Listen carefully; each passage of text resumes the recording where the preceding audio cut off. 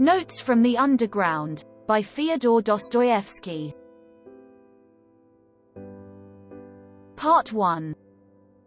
Underground. The author of the diary and the diary itself are, of course, imaginary. Nevertheless, it is clear that such persons as the writer of these notes not only may, but positively must, exist in our society, when we consider the circumstances in the midst of which our society is formed. I have tried to expose to the view of the public more distinctly than is commonly done, one of the characters of the recent past.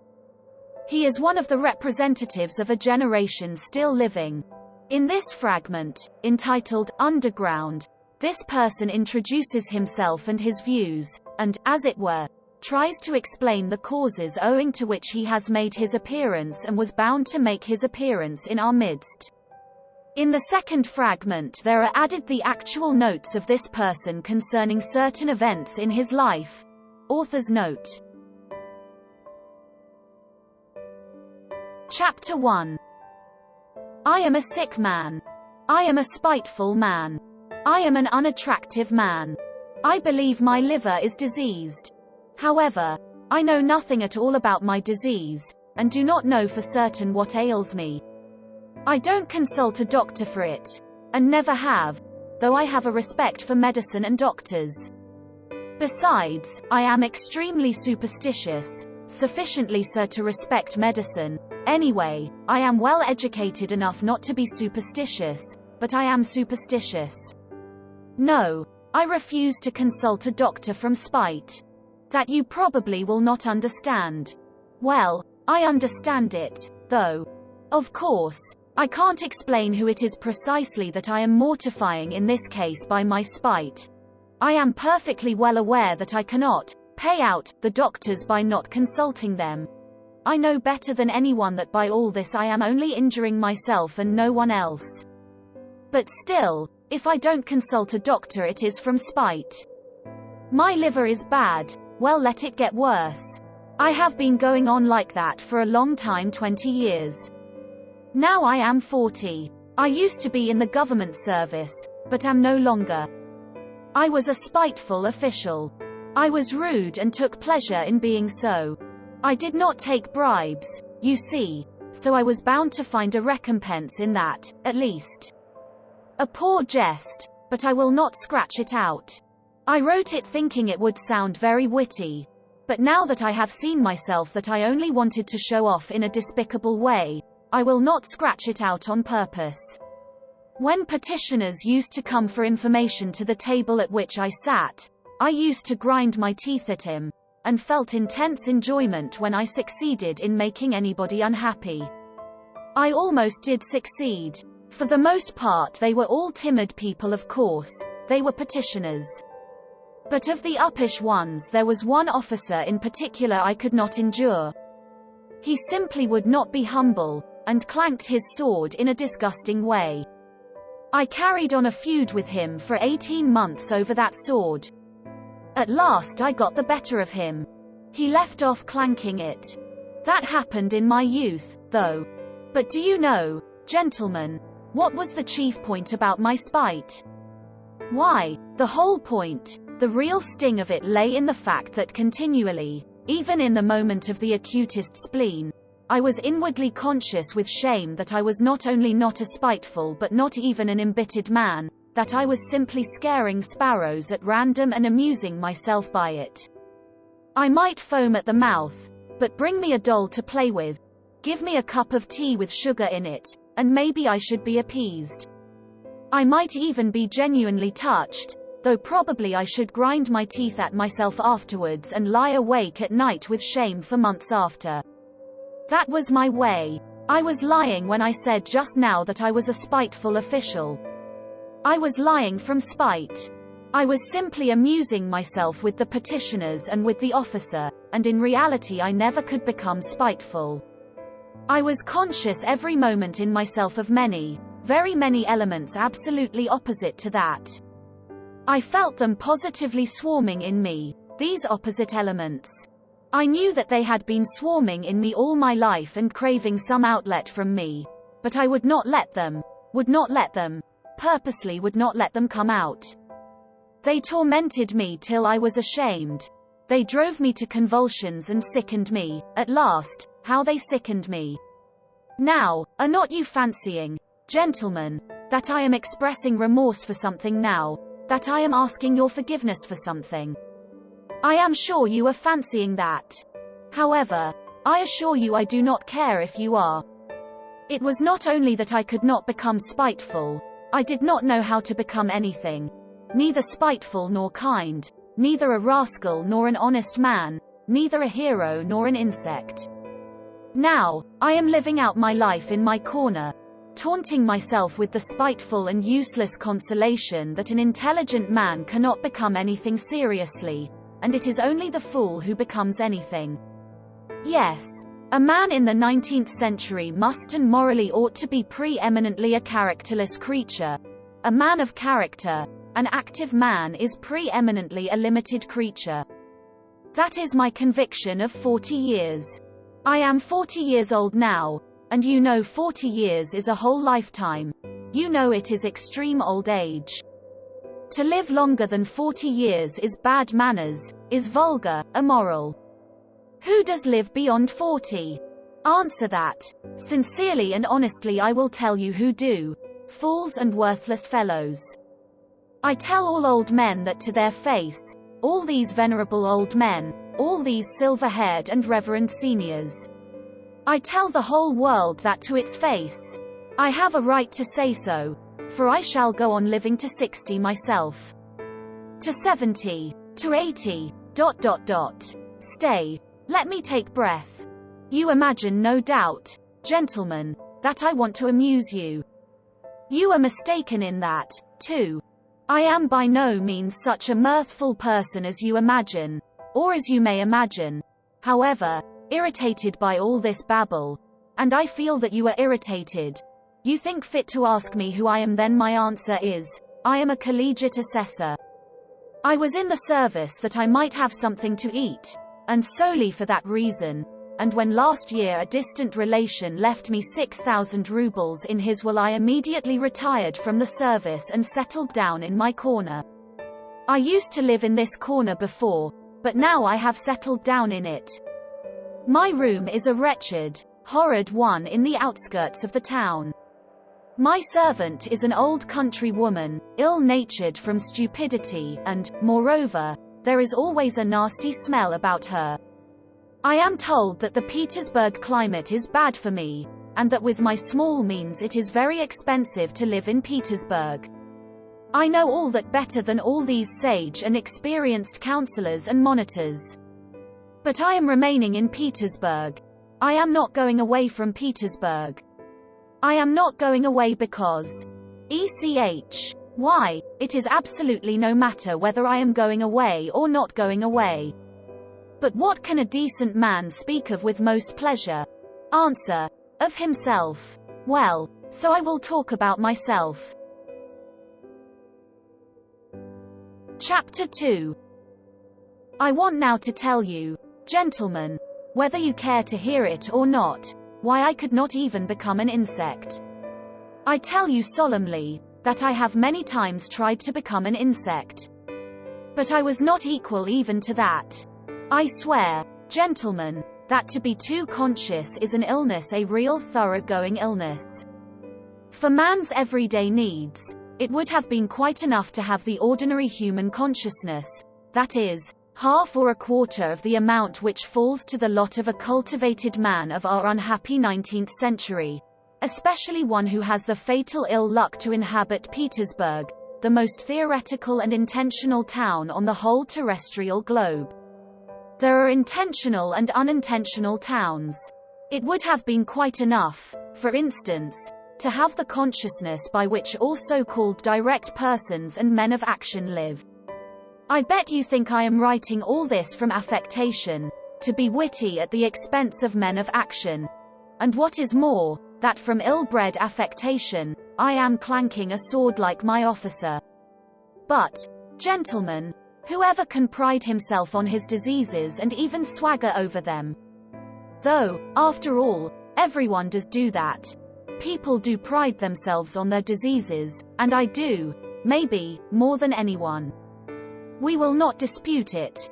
My contention was absurd. But yet I am firmly persuaded that a great deal of consciousness, every sort of consciousness, in fact, is a disease. I stick to that. Let us leave that, too, for a minute. Tell me this.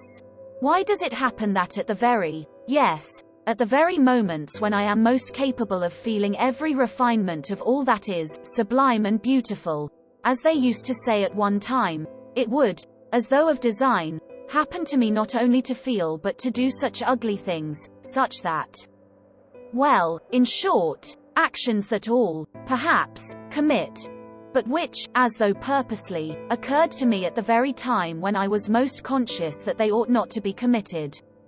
The more conscious I was of goodness and of all that was sublime and beautiful, the more deeply I sank into my mire and the more ready I was to sink in it altogether. But the chief point was that all this was, as it were, not accidental in me, but as though it were bound to be so. It was as though it were my most normal condition, and not in the least disease or depravity, so that at last all desire in me to struggle against this depravity passed. It ended by my almost believing, perhaps actually believing, that this was perhaps my normal condition. But at first, in the beginning, what agonies I endured in that struggle. I did not believe it was the same with other people, and all my life I hid this fact about myself as a secret. I was ashamed. Even now, perhaps, I am ashamed. I got to the point of feeling a sort of secret abnormal, despicable enjoyment in returning home to my corner on some disgusting Petersburg night, acutely conscious that that day I had committed a loathsome action again, that what was done could never be undone, and secretly, inwardly gnawing at myself for it, tearing and consuming myself till at last the bitterness turned into a sort of shameful accursed sweetness, and at last into positive real enjoyment. Yes, enjoyment. I insist upon that. I have spoken of this because I keep wanting to know for a fact whether other people feel such enjoyment. I will explain. The enjoyment was just from the too intense consciousness of one's own degradation. It was from feeling oneself that one had reached the last barrier, that it was horrible, but that it could not be otherwise, that there was no escape for you, that you never could become a different man, that even if time and faith were still left you to change into something different you would most likely not wish to change. Or if you did wish to, even then you would do nothing, because perhaps in reality there was nothing for you to change into. And the worst of it was, and the root of it all, that it was all in accord with the normal fundamental laws of over-acute consciousness, and with the inertia that was the direct result of those laws, and that consequently one was not only unable to change but could do absolutely nothing. Thus it would follow, as the result of acute consciousness, that one is not to blame in being a scoundrel, as though that were any consolation to the scoundrel once he has come to realize that he actually is a scoundrel. But enough. I have talked a lot of nonsense, but what have I explained? How is enjoyment in this to be explained? But I will explain it. I will get to the bottom of it. That is why I have taken up my pen. I, for instance, have a great deal of amour propre. I am as suspicious and prone to take offense as a humpback or a dwarf. But upon my word I sometimes have had moments when if I had happened to be slapped in the face I should, perhaps, have been positively glad of it.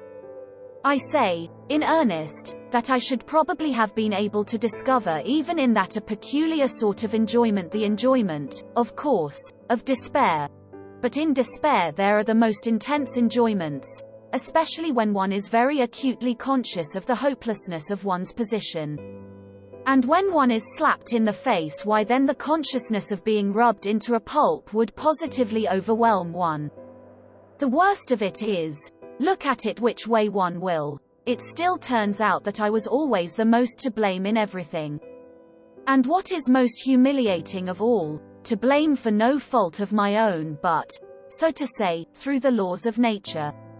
In the first place, to blame because I am cleverer than any of the people surrounding me. I have always considered myself cleverer than any of the people surrounding me. And sometimes, would you believe it, have been positively ashamed of it. At any rate, I have all my life, as it were, turned my eyes away and never could look people straight in the face. To blame, finally, because even if I had had magnanimity, I should only have had more suffering from the sense of its uselessness. I should certainly have never been able to do anything from being magnanimous, neither to forgive, for my assailant would perhaps have slapped me from the laws of nature, and one cannot forgive the laws of nature, nor to forget, for even if it were owing to the laws of nature, it is insulting all the same. Finally, even if I had wanted to be anything but magnanimous, had desired on the contrary to revenge myself on my assailant, I could not have revenged myself on anyone for anything, because I should certainly never have made up my mind to do anything, even if I had been able to. Why should I not have made up my mind? About that in particular I want to say a few words. Chapter 3. With people who know how to revenge themselves and to stand up for themselves in general, how is it done? Why, when they are possessed, let us suppose, by the feeling of revenge, then for the time there is nothing else but that feeling left in their whole being. Such a gentleman simply dashes straight for his object like an infuriated bull with its horns down, and nothing but a wall will stop him. By the way, facing the wall, such gentlemen, that is, the direct persons and men of action, are genuinely nonplussed. For them a wall is not an evasion, as for us people who think and consequently do nothing, it is not an excuse for turning aside, an excuse for which we are always very glad, though we scarcely believe in it ourselves, as a rule. No, they are nonplussed in all sincerity. The wall has for them something tranquilizing, morally soothing, final, maybe even something mysterious. But of the wall later, well, such a direct person I regard as the real normal man, as his tender mother nature wished to see him when she graciously brought him into being on the earth. I envy such a man till I am green in the face. He is stupid. I am not disputing that. But perhaps the normal man should be stupid. How do you know? Perhaps it is very beautiful, in fact.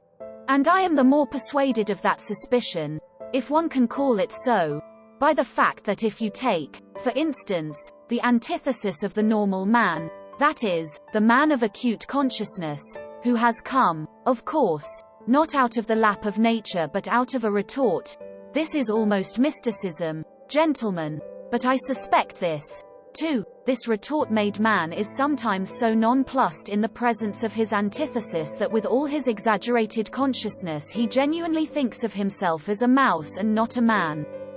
It may be an acutely conscious mouse, yet it is a mouse, while the other is a man, and therefore, a kaitera. And the worst of it is, he himself, his very own self, looks on himself as a mouse. No one asks him to do so. And that is an important point. Now let us look at this mouse in action. Let us suppose, for instance, that it feels insulted, too, and it almost always does feel insulted, and wants to revenge itself, too. There may even be a greater accumulation of spite in it than in l'homme de la nature et de l'averite. The base and nasty desire to vent that spite on its assailant rankles perhaps even more nastily in it than in l'homme de la nature et de l'averite.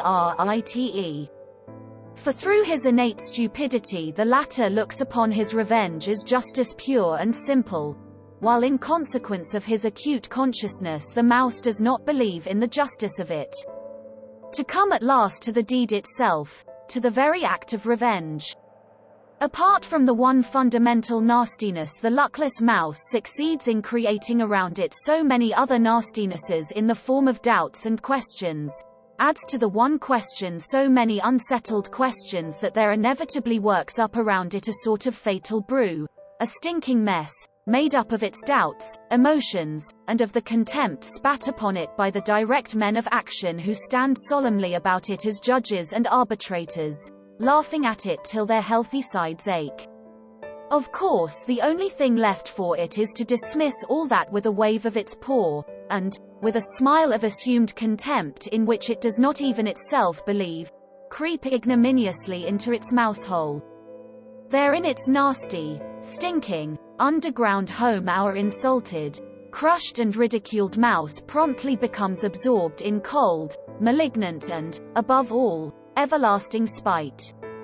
For 40 years together it will remember its injury down to the smallest, most ignominious details, and every time will add, of itself, details still more ignominious, spitefully teasing and tormenting itself with its own imagination.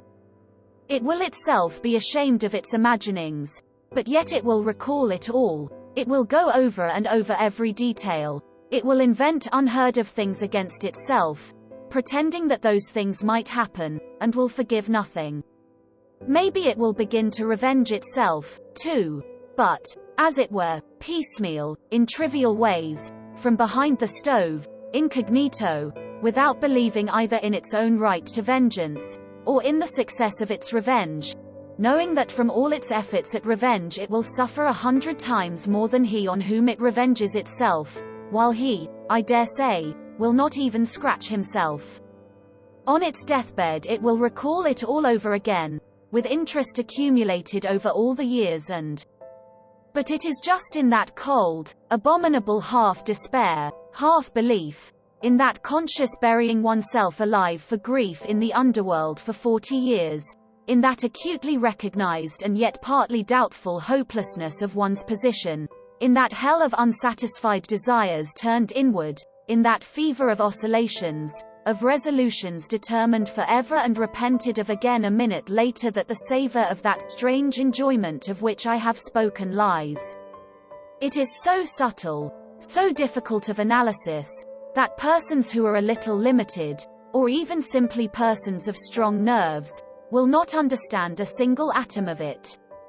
Possibly, you will add on your own account with a grin, people will not understand it either who have never received a slap in the face, and in that way you will politely hint to me that I, too, perhaps, have had the experience of a slap in the face in my life, and so I speak as one who knows.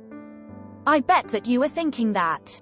But set your minds at rest, gentlemen, I have not received a slap in the face, though it is absolutely a matter of indifference to me what you may think about it. Possibly, I even regret, myself, that I have given so few slaps in the face during my life. But enough. Not another word on that subject of such extreme interest to you. I will continue calmly concerning persons with strong nerves who do not understand a certain refinement of enjoyment. Though in certain circumstances these gentlemen bellow their loudest like bulls, though this, let us suppose, does them the greatest credit, yet, as I have said already, confronted with the impossible they subside at once. The impossible means the stone wall. What stone wall? Why, of course, the laws of nature, the deductions of natural science, mathematics. As soon as they prove to you, for instance, that you are descended from a monkey, then it is no use scowling, accept it for a fact. When they prove to you that in reality one drop of your own fat must be dearer to you than 100,000 of your fellow creatures, and that this conclusion is the final solution of all so-called virtues and duties and all such prejudices and fancies, then you have just to accept it. There is no help for it, for twice two is a law of mathematics. Just try refuting it. Upon my word, they will shout at you. It is no use protesting. It is a case of twice two makes four. Nature does not ask your permission. She has nothing to do with your wishes, and whether you like her laws or dislike them, you are bound to accept her as she is, and consequently all her conclusions. A wall, you see, is a wall. And so on. and so on. Merciful heavens! But what do I care for the laws of nature and arithmetic, when, for some reason I dislike those laws and the fact that twice 2 makes 4? Of course I cannot break through the wall by battering my head against it if I really have not the strength to knock it down, but I am not going to be reconciled to it simply because it is a stone wall and I have not the strength. As though such a stone wall really were a consolation, and really did contain some word of conciliation, simply because it is as true as twice 2 makes 4. Oh, absurdity of absurdities! How much better it is to understand it all, to recognize it all the impossibilities and the stone wall. Not to be reconciled to one of those impossibilities and stone walls if it disgusts you to be reconciled to it, by the way of the most inevitable, logical combinations to reach the most revolting conclusions on the everlasting theme, that even for the stone wall you are yourself somehow to blame, though again it is as clear as day you are not to blame in the least, and therefore grinding your teeth in silent impotence to sink into luxurious inertia, brooding on the fact that there is no one even for you to feel vindictive against, that you have not, and perhaps never will have, an object for your spite, that it is a sleight of hand, a bit of juggling, a card sharper's trick, that it is simply a mess, no knowing what and no knowing who. But in spite of all these uncertainties and jugglings, still there is an ache in you, and the more you do not know, the worse the ache. Chapter 4. Ha, ha, ha. You will be finding enjoyment in toothache next, you cry, with a laugh. Well, even in toothache there is enjoyment, I answer. I had toothache for a whole month and I know there is. In that case, of course, people are not spiteful in silence, but moan. But they are not candid moans, they are malignant moans, and the malignancy is the whole point. The enjoyment of the sufferer finds expression in those moans. If he did not feel enjoyment in them he would not moan. It is a good example, gentlemen, and I will develop it. Those moans express in the first place all the aimlessness of your pain, which is so humiliating to your consciousness, the whole legal system of nature on which you spit disdainfully, of course, but from which you suffer all the same while she does not. They express the consciousness that you have no enemy to punish, but that you have pain. The consciousness that in spite of all possible Wagenheims you are in complete slavery to your teeth. That if someone wishes it, your teeth will leave off aching, and if he does not, they will go on aching another 3 months, and that finally if you are still contumacious and still protest, all that is left you for your own gratification is to thrash yourself or beat your wall with your fist as hard as you can, and absolutely nothing more. Well, these mortal insults, these jeers on the part of someone unknown, end at last in an enjoyment which sometimes reaches the highest degree of voluptuousness. I ask you, gentlemen, listen sometimes to the moans of an educated man of the 19th century suffering from toothache, on the 2nd or 3rd day of the attack, when he is beginning to moan, not as he moaned on the first day, that is, not simply because he has toothache, not just as any coarse peasant, but as a man affected by progress and European civilization, a man who is divorced from the soil and the national elements, as they express it nowadays. His moans become nasty, disgustingly malignant, and go on for whole days and nights. And of course he knows himself that he is doing himself no sort of good with his moans. He knows better than anyone that he is only lacerating and harassing himself and others for nothing. He knows that even the audience before whom he is making his efforts, and his whole family, listen to him with loathing, do not put a ha'porth of faith in him, and inwardly understand that he might moan differently, more simply, without trills and flourishes, and that he is only amusing himself like that from ill humor, from malignancy. Well, in all these recognitions and disgraces it is that there lies a voluptuous pleasure. As though he would say, I am worrying you, I am lacerating your hearts, I am keeping everyone in the house awake. Well, stay awake then, you, too. Feel every minute that I have toothache. I am not a hero to you now, as I tried to seem before, but simply a nasty person, an imposter. Well, so be it, then. I am very glad that you see through me. It is nasty for you to hear my despicable moans. Well, let it be nasty. Here I will let you have a nastier flourish in a minute. You do not understand even now, gentlemen.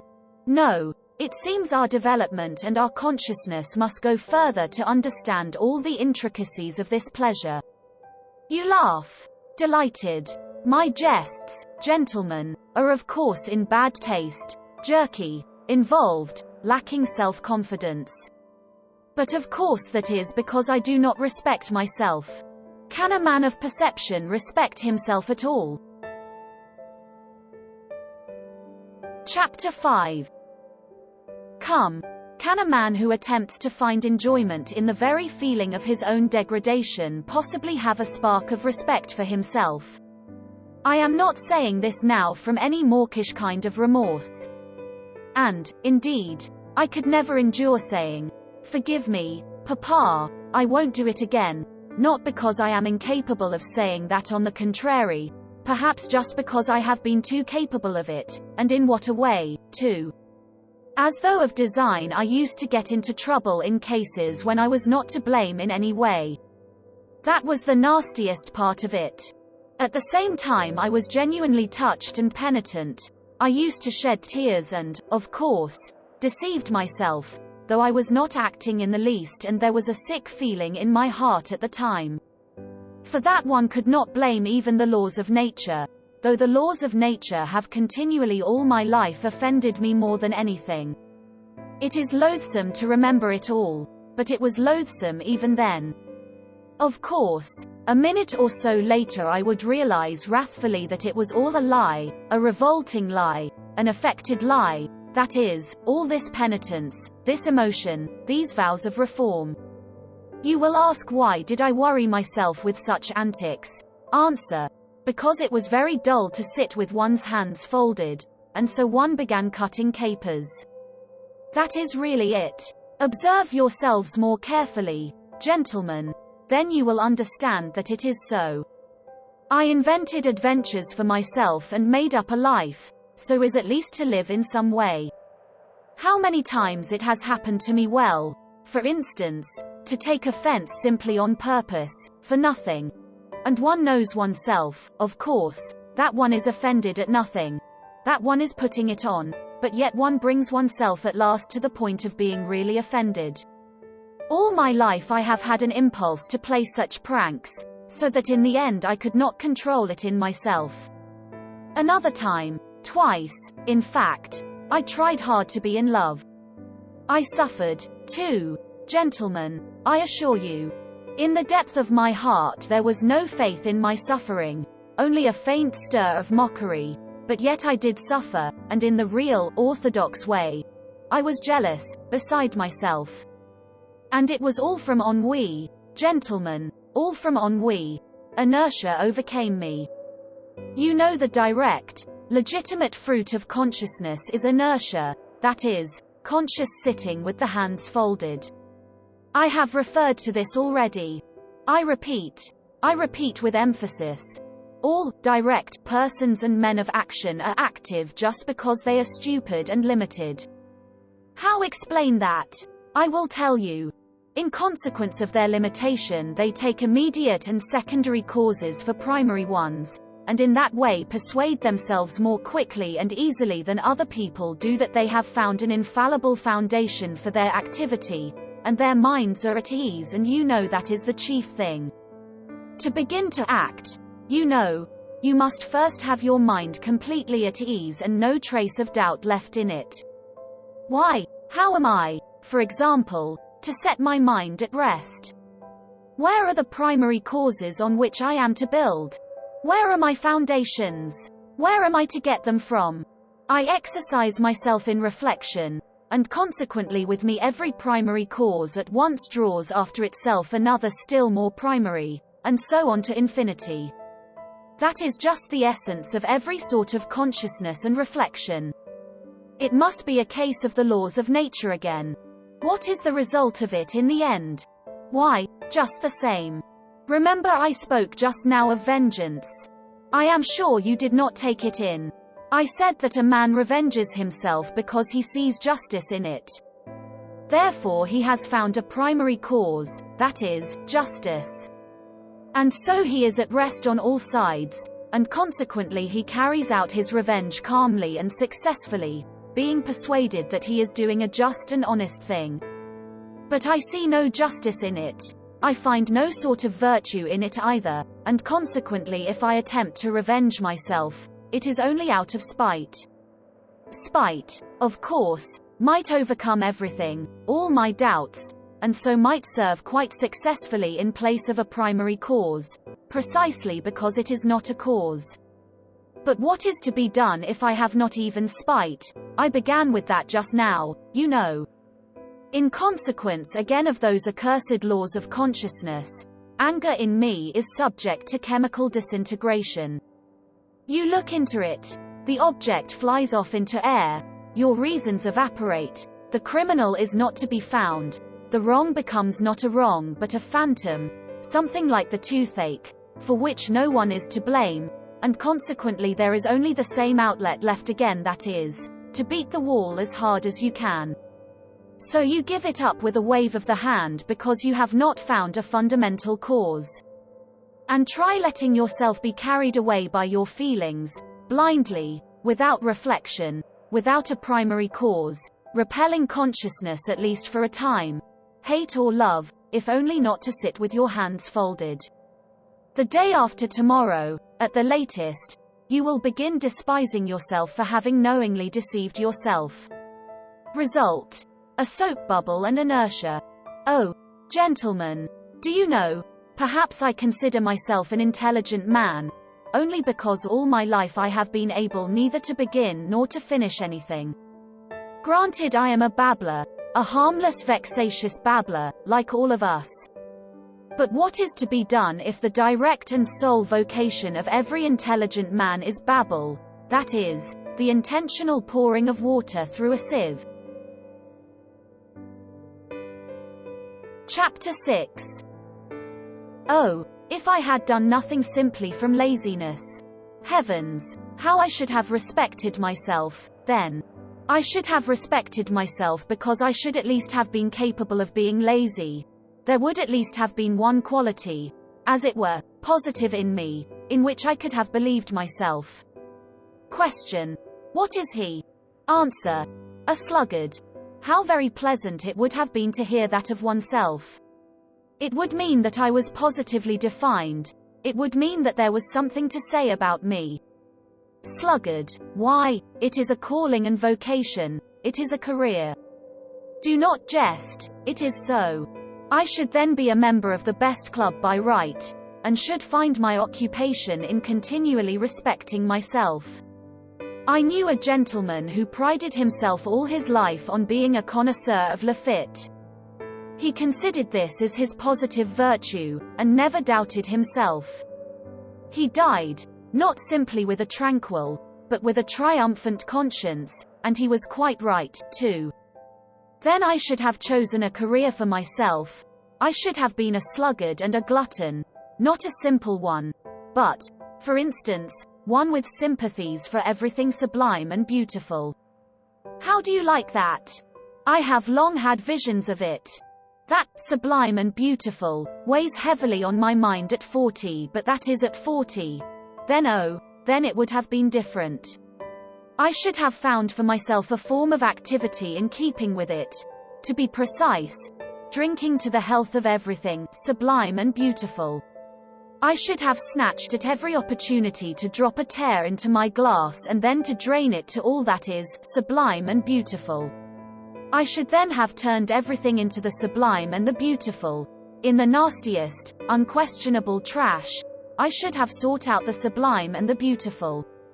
I should have exuded tears like a wet sponge. An artist, for instance, paints a picture worthy of Gay. At once I drink to the health of the artist who painted the picture worthy of gay, because I love all that is sublime and beautiful. An author has written as you will. At once I drink to the health of anyone you will, because I love all that is sublime and beautiful. I should claim respect for doing so. I should persecute anyone who would not show me respect. I should live at ease. I should die with dignity. Why, it is charming, perfectly charming. And what a good round belly I should have grown.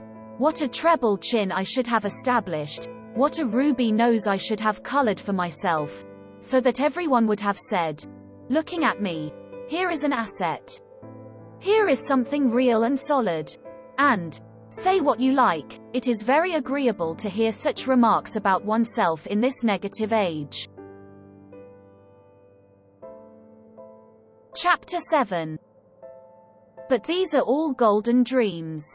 Oh, tell me, who was it first announced? Who was it first proclaimed? That man only does nasty things because he does not know his own interests. And that if he were enlightened, if his eyes were opened to his real normal interests, man would at once cease to do nasty things, would at once become good and noble because, being enlightened and understanding his real advantage, he would see his own advantage in the good and nothing else. And we all know that not one man can, consciously, act against his own interests. Consequently, so to say, through necessity, he would begin doing good. Oh, the babe! Oh, the pure, innocent child! Why, in the first place, when in all these thousands of years has there been a time when man has acted only from his own interest?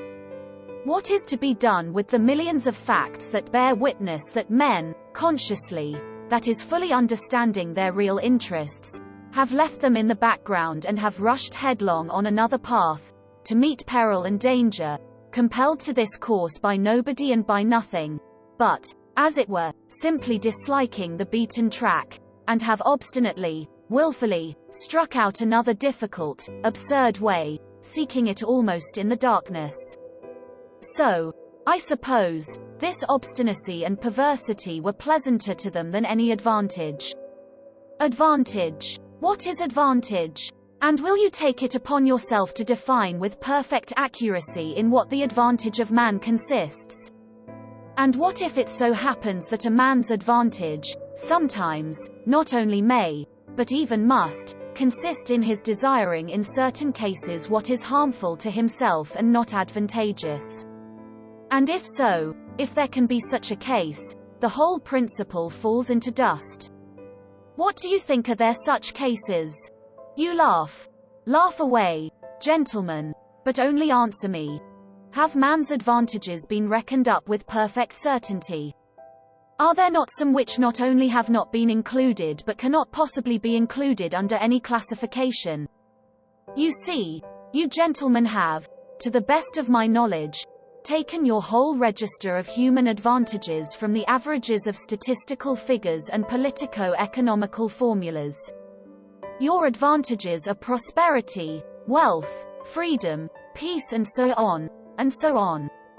So that the man who should, for instance, go openly and knowingly in opposition to all that list would to your thinking, and indeed mine, too, of course, be an obscurantist or an absolute madman, would not he? But, you know, this is what is surprising. Why does it so happen that all these statisticians, sages and lovers of humanity, when they reckon up human advantages invariably leave out one? They don't even take it into their reckoning in the form in which it should be taken, and the whole reckoning depends upon that. It would be no greater matter, they would simply have to take it, this advantage, and add it to the list. But the trouble is, that this strange advantage does not fall under any classification and is not in place in any list. I have a friend for instance. ECH. Gentlemen, but of course he is your friend, too. And indeed there is no one to whom he is not a friend. When he prepares for any undertaking, this gentleman immediately explains to you, elegantly and clearly, exactly how he must act in accordance with the laws of reason and truth. What is more, he will talk to you with excitement and passion of the true normal interests of man. With irony he will upbraid the short-sighted fools who do not understand their own interests, nor the true significance of virtue. And, within a quarter of an hour, without any sudden outside provocation, but simply through something inside him which is stronger than all his interests, he will go off on quite a different tack, that is, act in direct opposition to what he has just been saying about himself, in opposition to the laws of reason, in opposition to his own advantage, in fact in opposition to everything. I warn you that my friend is a compound personality and therefore it is difficult to blame him as an individual. The fact is, gentlemen, it seems there must really exist something that is dearer to almost every man than his greatest advantages, or, not to be illogical, there is a most advantageous advantage, the very one omitted of which we spoke just now, which is more important and more advantageous than all other advantages, for the sake of which a man if necessary is ready to act in opposition to all laws, that is, in opposition to reason, honor, peace, prosperity, in fact, in opposition to all those excellent and useful things, if only he can attain that fundamental, most advantageous advantage which is dearer to him than all. Yes, but it's advantage all the same, you will retort. But excuse me, I'll make the point clear, and it is not a case of playing upon words. What matters is, that this advantage is remarkable from the very fact that it breaks down all our classifications, and continually shatters every system constructed by lovers of mankind for the benefit of mankind. In fact, it upsets everything. But before I mention this advantage to you, I want to compromise myself personally, and therefore I boldly declare that all these fine systems, all these theories for explaining to mankind their real normal interests, in order that inevitably striving to pursue these interests they may at once become good and noble, are, in my opinion, so far, mere logical exercises. Yes, logical exercises. Why? To maintain this theory of the regeneration of mankind by means of the pursuit of his own advantage is to my mind almost the same thing as to affirm, for instance, following Buckle, that through civilization mankind becomes softer, and consequently less bloodthirsty and less fitted for warfare. Logically it does seem to follow from his arguments. But man has such a predilection for systems and abstract deductions that he is ready to distort the truth intentionally. He is ready to deny the evidence of his senses only to justify his logic. I take this example because it is the most glaring instance of it. Only look about you. Blood is being spilt in streams, and in the merriest way, as though it were champagne. Take the whole of the 19th century in which Buckle lived. Take Napoleon the Great and also the present one. Take North America, the Eternal Union. Take the farce of Schleswig-Holstein. And what is it that civilization softens in us? The only gain of civilization for mankind is the greater capacity for variety of sensations and absolutely nothing more. And through the development of this many-sidedness man may come to finding enjoyment in bloodshed. In fact, this has already happened to him. Have you noticed that it is the most civilized gentlemen who have been the subtlest slaughterers, to whom the Attilas and Stenka Razins could not hold a candle, and if they are not so conspicuous as the Attilas and Stenka Razins it is simply because they are so often met with, are so ordinary and have become so familiar to us. In any case, civilization has made mankind if not more bloodthirsty, at least more vilely, more loathsomely bloodthirsty. In old days he saw justice in bloodshed and with his conscience at peace exterminated those he thought proper. Now we do think bloodshed abominable and yet we engage in this abomination, and with more energy than ever. Which is worse? Decide that for yourselves. They say that Cleopatra, excuse an instance from Roman history, was fond of sticking gold pins into her slave girls' breasts and derived gratification from their screams and writhings. You will say that that was in the comparatively barbarous times, That these are barbarous times too, because also, comparatively speaking, pins are stuck in even now. That though man has now learned to see more clearly than in barbarous ages, he is still far from having learnt to act as reason and science would dictate. But yet you are fully convinced that he will be sure to learn when he gets rid of certain old bad habits, and when common sense and science have completely re-educated human nature and turned it in a normal direction. You are confident that then man will cease from intentional error and will, so to say, be compelled not to want to set his will against his normal interests. That is not all. Then, you say, science itself will teach man, though to my mind it's a superfluous luxury, that he never has really had any caprice or will of his own, and that he himself is something of the nature of a piano key or the stop of an organ, and that there are, besides, things called the laws of nature, so that everything he does is not done by his willing it, but is done of itself, by the laws of nature. Consequently, we have only to discover these laws of nature, and man will no longer have to answer for his actions and life will become exceedingly easy for him. All human actions will then, of course, be tabulated according to these laws, mathematically, like tables of logarithms up to 108,000, and entered in an index, or, better still, there would be published certain edifying works of the nature of encyclopedic lexicons, in which everything will be so clearly calculated and explained that there will be no more incidents or adventures in the world. Then this is all what you say new economic relations will be established, all ready-made and worked out with mathematical exactitude, so that every possible question will vanish in the twinkling of an eye, simply because every possible answer to it will be provided. Then the palace of crystal will be built. Then, in fact, those will be halcyon days. Of course there is no guaranteeing, this is my comment, that it will not be, for instance, frightfully dull then, for what will one have to do when everything will be calculated and tabulated, but on the other hand everything will be extraordinarily rational. Of course boredom may lead you to anything. It is boredom sets one sticking golden pins into people, but all that would not matter. What is bad, this is my comment again, is that I dare say people will be thankful for the gold pins then. Man is stupid. You know, phenomenally stupid. Or rather he is not at all stupid, but he is so ungrateful that you could not find another like him in all creation.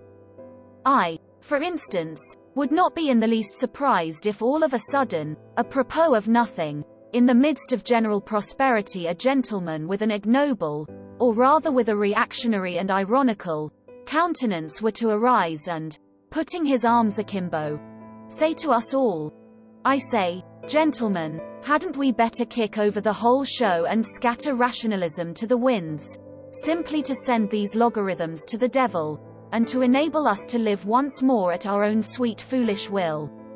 That again would not matter, but what is annoying is that he would be sure to find followers, such is the nature of man. And all that for the most foolish reason, which, one would think, was hardly worth mentioning, that is, that man everywhere and at all times, whoever he may be, has preferred to act as he chose and not in the least as his reason and advantage dictated. And one may choose what is contrary to one's own interests, and sometimes one positively ought, that is my idea. One's own free unfettered choice, one's own caprice, however wild it may be, one's own fancy worked up at times to frenzy is that very, most advantageous advantage, which we have overlooked, which comes under no classification and against which all systems and theories are continually being shattered to atoms. And how do these wiseacres know that man wants a normal, a virtuous choice? What has made him conceive that man must want a rationally advantageous choice? What man wants is simply independent choice, whatever that independence may cost and wherever it may lead. And choice, of course, the devil only knows what choice. Chapter 8. Ha, ha, ha. But you know there is no such thing as choice in reality. Say what you like, you will interpose with a chuckle. Science has succeeded in so far analyzing man that we know already that choice and what is called freedom of will is nothing else than, stay, gentlemen. I meant to begin with that myself, I confess. I was rather frightened. I was just going to say that the devil only knows what choice depends on, and that perhaps that was a very good thing, but I remembered the teaching of science. And pulled myself up. And here you have begun upon it. Indeed, if there really is some day discovered a formula for all our desires and caprices, that is, an explanation of what they depend upon, by what laws they arise, how they develop, what they are aiming at in one case and in another and so on, that is a real mathematical formula, then, most likely, man will at once cease to feel desire. Indeed, he will be certain to. For who would want to choose by rule? Besides, he will at once be transformed from a human being into an organ stop or something of the sort. For what is a man without desires, without free will and without choice, if not a stop in an organ? What do you think? Let us reckon the chances. Can such a thing happen or not? You decide. Our choice is usually mistaken from a false view of our advantage. We sometimes choose absolute nonsense because in our foolishness we see in that nonsense the easiest means for attaining a supposed advantage. But when all that is explained and worked out on paper, which is perfectly possible, for it is contemptible and senseless to suppose that some laws of nature man will never understand, then certainly so-called desires will no longer exist. For if a desire should come into conflict with reason, we shall then reason and not desire, because it will be impossible retaining our reason to be senseless in our desires, and in that way knowingly act against reason and desire to injure ourselves.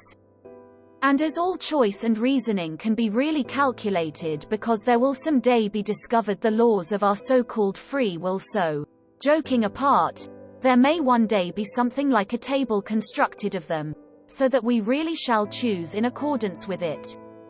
If, for instance, some day they calculate and prove to me that I made a long nose at someone because I could not help making a long nose at him and that I had to do it in that particular way, what freedom is left me, especially if I am a learned man and have taken my degree somewhere? Then I should be able to calculate my whole life for 30 years beforehand. In short, if this could be arranged, there would be nothing left for us to do. Anyway, we should have to understand that. And, in fact, we ought unwearyingly to repeat to ourselves that at such and such a time and in such and such circumstances nature does not ask our leave.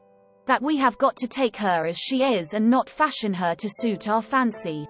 And if we really aspire to formulas and tables of rules, and well, even to the chemical retort, there's no help for it. We must accept the retort too, or else it will be accepted without our consent. Yes, but here I come to a stop. Gentlemen, you must excuse me for being over-philosophical. It's the result of 40 years underground. Allow me to indulge my fancy. You see, gentlemen, reason is an excellent thing. There's no disputing that. But reason is nothing but reason and satisfies only the rational side of man's nature, while will is a manifestation of the whole life, that is, of the whole human life including reason and all the impulses. And although our life, in this manifestation of it, is often worthless, yet it is life and not simply extracting square roots. Here I, for instance, quite naturally want to live, in order to satisfy all my capacities for life, and not simply my capacity for reasoning, that is, not simply 1/20th of my capacity for life. What does reason know? Reason only knows what it has succeeded in learning. Some things, perhaps, it will never learn. This is a poor comfort, but why not say so frankly? And human nature acts as a whole, with everything that is in it, consciously or unconsciously, and, even if it goes wrong, it lives. I suspect, gentlemen, that you are looking at me with compassion. You tell me again that an enlightened and developed man, such, in short, as the future man will be, cannot consciously desire anything disadvantageous to himself, that can be proved mathematically. I thoroughly agree, it can by mathematics.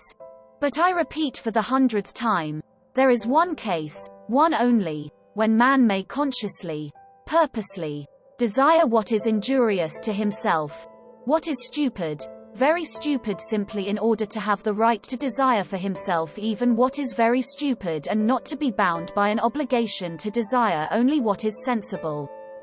Of course, this very stupid thing, this caprice of ours, may be in reality, gentlemen, more advantageous for us than anything else on earth, especially in certain cases.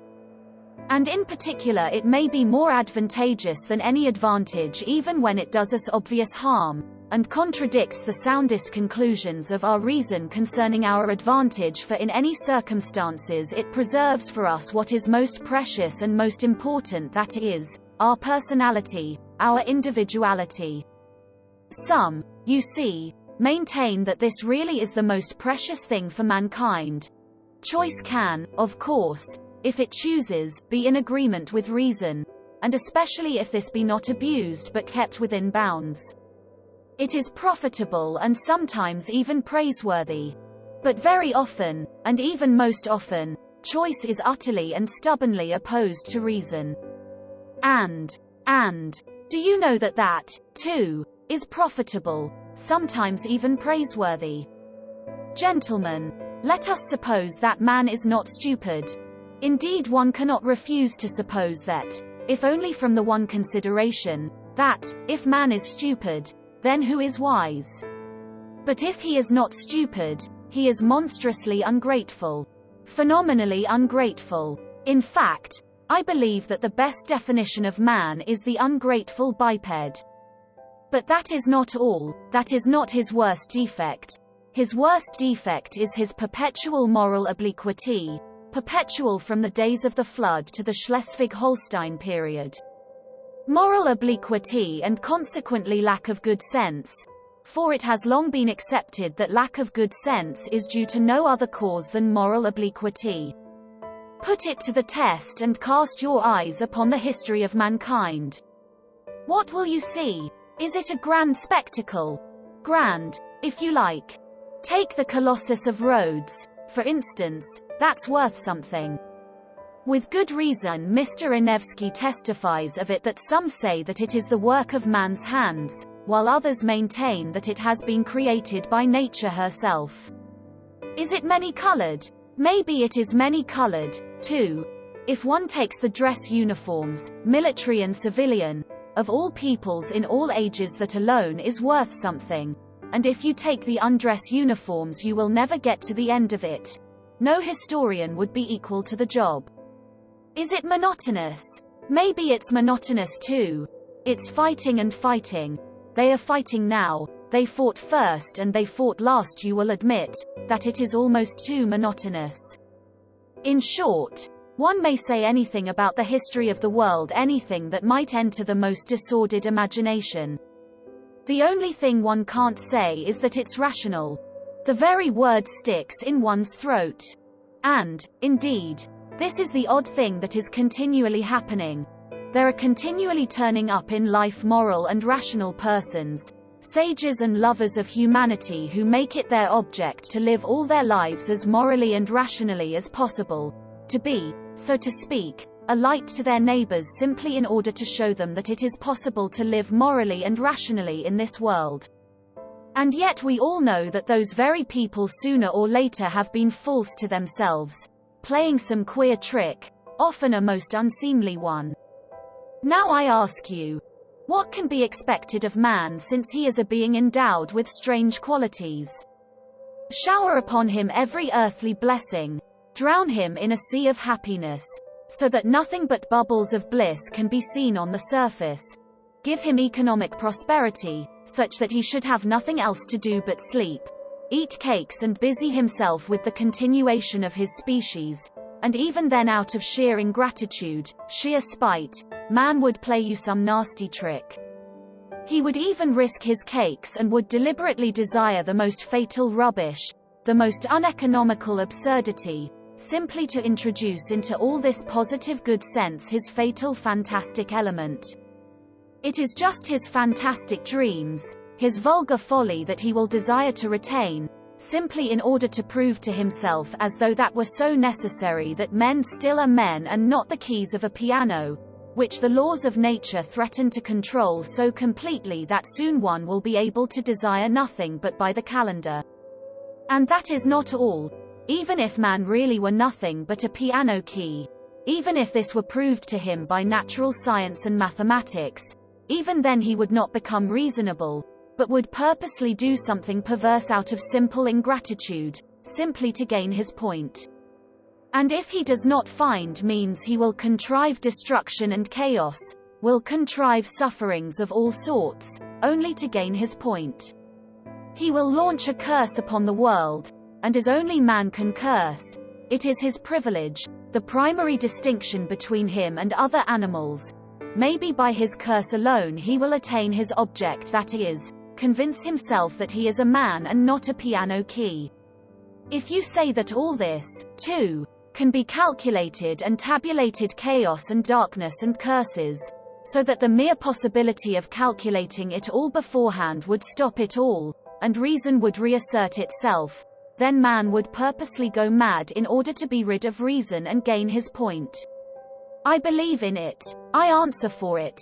For the whole work of man really seems to consist in nothing but proving to himself every minute that he is a man and not a piano key. It may be at the cost of his skin, it may be by cannibalism. And this being so, can one help being tempted to rejoice that it has not yet come off, and that desire still depends on something we don't know? You will scream at me, that is, if you condescend to do so, that no one is touching my free will, that all they are concerned with is that my will should of itself, of its own free will, coincide with my own normal interests, with the laws of nature and arithmetic. Good heavens, gentlemen, what sort of free will is left when we come to tabulation and arithmetic, when it will all be a case of twice 2 make 4? Twice 2 makes 4 without my will. As if free will meant that. Chapter 9. Gentlemen, I am joking, and I know myself that my jokes are not brilliant, but you know one can take everything as a joke. I am, perhaps, jesting against the grain. Gentlemen, I am tormented by questions. Answer them for me. You, for instance, want to cure men of their old habits and reform their will in accordance with science and good sense. But how do you know, not only that it is possible, but also that it is desirable to reform man in that way? And what leads you to the conclusion that man's inclinations need reforming? In short, how do you know that such a reformation will be a benefit to man? And to go to the root of the matter, why are you so positively convinced that not to act against his real normal interests guaranteed by the conclusions of reason and arithmetic is certainly always advantageous for man and must always be a law for mankind? So far, you know, this is only your supposition. It may be the law of logic, but not the law of humanity. You think, gentlemen, perhaps that I am mad. Allow me to defend myself. I agree that man is preeminently a creative animal, predestined to strive consciously for an object and to engage in engineering, that is, incessantly and eternally to make new roads, wherever they may lead. But the reason why he wants sometimes to go off at a tangent may just be that he is predestined to make the road, and perhaps, too, that however stupid the direct, practical man may be, the thought sometimes will occur to him that the road almost always does lead somewhere, and that the destination it leads to is less important than the process of making it, and that the chief thing is to save the well-conducted child from despising engineering, and so giving way to the fatal idleness, which, as we all know, is the mother of all the vices. Man likes to make roads and to create, that is a fact beyond dispute. But why has he such a passionate love for destruction and chaos also? Tell me that. But on that point I want to say a couple of words myself. May it not be that he loves chaos and destruction. There can be no disputing that he does sometimes love it, because he is instinctively afraid of attaining his object and completing the edifice he is constructing. Who knows, perhaps he only loves that edifice from a distance, and is by no means in love with it at close quarters. Perhaps he only loves building it and does not want to live in it, but will leave it, when completed, for the use of les animaux domestiqués such as the ants, the sheep, and so on. Now the ants have quite a different taste. They have a marvelous edifice of that pattern which endures forever, the ant heap. With the ant heap the respectable race of ants began, and with the ant heap they will probably end, which does the greatest credit to their perseverance and good sense. But man is a frivolous and incongruous creature, and perhaps, like a chess player, loves the process of the game, not the end of it. And who knows, there is no saying with certainty. Perhaps the only goal on earth to which mankind is striving lies in this incessant process of attaining, in other words, in life itself, and not in the thing to be attained, which must always be expressed as a formula, as positive as twice two makes four, and such positiveness is not life, gentlemen, but is the beginning of death. Anyway, man has always been afraid of this mathematical certainty, and I am afraid of it now. Granted that man does nothing but seek that mathematical certainty, he traverses oceans, sacrifices his life in the quest, but to succeed, really to find it, dreads, I assure you. He feels that when he has found it there will be nothing for him to look for. When workmen have finished their work they do at least receive their pay, they go to the tavern, then they are taken to the police station and there is occupation for a week. But where can man go? Anyway, one can observe a certain awkwardness about him when he has attained such objects. He loves the process of attaining, but does not quite like to have attained, and that, of course, is very absurd. In fact, man is a comical creature. There seems to be a kind of jest in it all. But yet mathematical certainty is after all something insufferable. Twice two makes four seems to me simply a piece of insolence. Twice two makes four is a pert coxcomb who stands with arms akimbo barring your path and spitting. I admit that twice two makes four is an excellent thing, but if we are to give everything its due, twice two makes five is sometimes a very charming thing too. And why are you so firmly, so triumphantly, convinced that only the normal and the positive, in other words, only what is conducive to welfare is for the advantage of man? Is not reason in error as regards advantage? Does not man, perhaps, love something besides well-being? Perhaps he is just as fond of suffering. Perhaps suffering is just as great a benefit to him as well-being. Man is sometimes extraordinarily, passionately, in love with suffering, and that is a fact. There is no need to appeal to universal history to prove that. Only ask yourself, if you are a man and have lived at all. As far as my personal opinion is concerned, to care only for well-being seems to me positively ill-bred. Whether it's good or bad, it is sometimes very pleasant, too, to smash things. I hold no brief for suffering nor for well-being either. I am standing for my caprice, and for its being guaranteed to me when necessary. Suffering would be out of place in vaudevilles, for instance, I know that. In the Palace of Crystal, it is unthinkable. Suffering means doubt, negation, and what would be the good of a palace of crystal, if there could be any doubt about it? And yet I think man will never renounce real suffering, that is, destruction and chaos. Why? Suffering is the sole origin of consciousness. Though I did lay it down at the beginning that consciousness is the greatest misfortune for man, yet I know man prizes it and would not give it up for any satisfaction. Consciousness, for instance, is infinitely superior to twice two makes four. Once you have mathematical certainty, there is nothing left to do or to understand. There will be nothing left but to bottle up your five senses and plunge into contemplation. While if you stick to consciousness, even though the same result is attained, you can at least flog yourself at times, and that will, at any rate, liven you up. Reactionary as it is, corporal punishment is better than nothing. Chapter 10.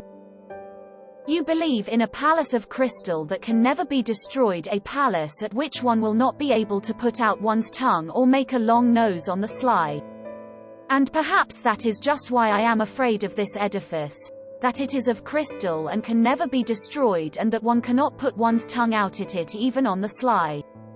You see, if it were not a palace, but a hen house, I might creep into it to avoid getting wet, and yet I would not call the hen house a palace out of gratitude to it for keeping me dry. You laugh and say that in such circumstances a hen house is as good as a mansion. Yes, I answer, if one had to live simply to keep out of the rain. But what is to be done if I have taken it into my head that that is not the only object in life, and that if one must live one had better live in a mansion? That is my choice, my desire. You will only eradicate it when you have changed my preference. Well, do change it. Allure me with something else. Give me another ideal. But meanwhile I will not take a hen house for a mansion. The palace of crystal may be an idle dream. It may be that it is inconsistent with the laws of nature, and that I have invented it only through my own stupidity, through the old-fashioned irrational habits of my generation.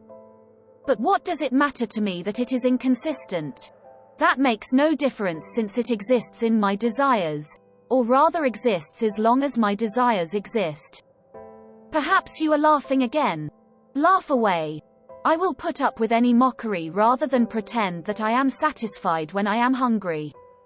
I know, anyway, that I will not be put off with a compromise, with a recurring zero, simply because it is consistent with the laws of nature and actually exists. I will not accept as the crown of my desires a block of buildings with tenements for the poor on a lease of 1,000 years, and perhaps with a signboard of a dentist hanging out. Destroy my desires, eradicate my ideals, show me something better, and I will follow you. You will say, perhaps, that it is not worth your trouble. But in that case I can give you the same answer. We are discussing things seriously. But if you won't deign to give me your attention, I will drop your acquaintance. I can retreat into my underground hole. But while I am alive and have desires, I would rather my hand were withered off than bring one brick to such a building. Don't remind me that I have just rejected the palace of crystal for the sole reason that one cannot put out one's tongue at it. I did not say because I am so fond of putting my tongue out. Perhaps the thing I resented was that of all your edifices there has not been one at which one could not put out one's tongue. On the contrary, I would let my tongue be cut off out of gratitude if things could be so arranged that I should lose all desire to put it out. It is not my fault that things cannot be so arranged, and that one must be satisfied with model flats. Then why am I made with such desires? Can I have been constructed simply in order to come to the conclusion that all my construction is a cheat? Can this be my whole purpose? I do not believe it. But do you know what? I am convinced that we underground folk ought to be kept on a curb. Though we may sit 40 years underground without speaking, when we do come out into the light of day and break out, we talk and talk and talk. Chapter 11. The long and the short of it is, gentlemen, that it is better to do nothing. Better conscious inertia. And so hurrah for underground. Though I have said that I envy the normal man to the last drop of my bile, yet I should not care to be in his place such as he is now, though I shall not cease envying him. No, no. Anyway, the underground life is more advantageous. There, at any rate, one can. Oh, but even now I am lying. I am lying because I know myself that it is not underground that is better, but something different, quite different, for which I am thirsting, but which I cannot find. Damn underground. I will tell you another thing that would be better, and that is, if I myself believed in anything of what I have just written. I swear to you, gentlemen, there is not one thing, not one word of what I have written that I really believe. That is, I believe it, perhaps, but at the same time I feel and suspect that I am lying like a cobbler. Then why have you written all this? You will say to me. I ought to put you underground for 40 years without anything to do and then come to you in your cellar, to find out what stage you have reached. How can a man be left with nothing to do for 40 years? Isn't that shameful? Isn't that humiliating? You will say, perhaps, wagging your heads contemptuously. You thirst for life and try to settle the problems of life by a logical tangle. And how persistent, how insolent are your sallies, and at the same time what a scare you are in. You talk nonsense and are pleased with it. You say impudent things and are in continual alarm and apologizing for them. You declare that you are afraid of nothing and at the same time try to ingratiate yourself in our good opinion. You declare that you are gnashing your teeth and at the same time you try to be witty so as to amuse us. You know that your witticisms are not witty, but you are evidently well satisfied with their literary value. You may, perhaps, have really suffered, but you have no respect for your own suffering. You may have sincerity, but you have no modesty. Out of the pettiest vanity you expose your sincerity to publicity and ignominy. You doubtlessly mean to say something, but hide your last word through fear, because you have not the resolution to utter it, and only have a cowardly impudence. You boast of consciousness, but you are not sure of your ground, for though your mind works, yet your heart is darkened and corrupt, and you cannot have a full, genuine consciousness without a pure heart. And how intrusive you are, how you insist and grimace. Lies, lies, lies. Of course I have myself made up all the things you say. That, too, is from underground. I have been for 40 years listening to you through a crack under the floor. I have invented them myself. There was nothing else I could invent. It is no wonder that I have learned it by heart and it has taken a literary form. But can you really be so credulous as to think that I will print all this and give it to you to read to? And another problem. Why do I call you gentlemen? Why do I address you as though you really were my readers?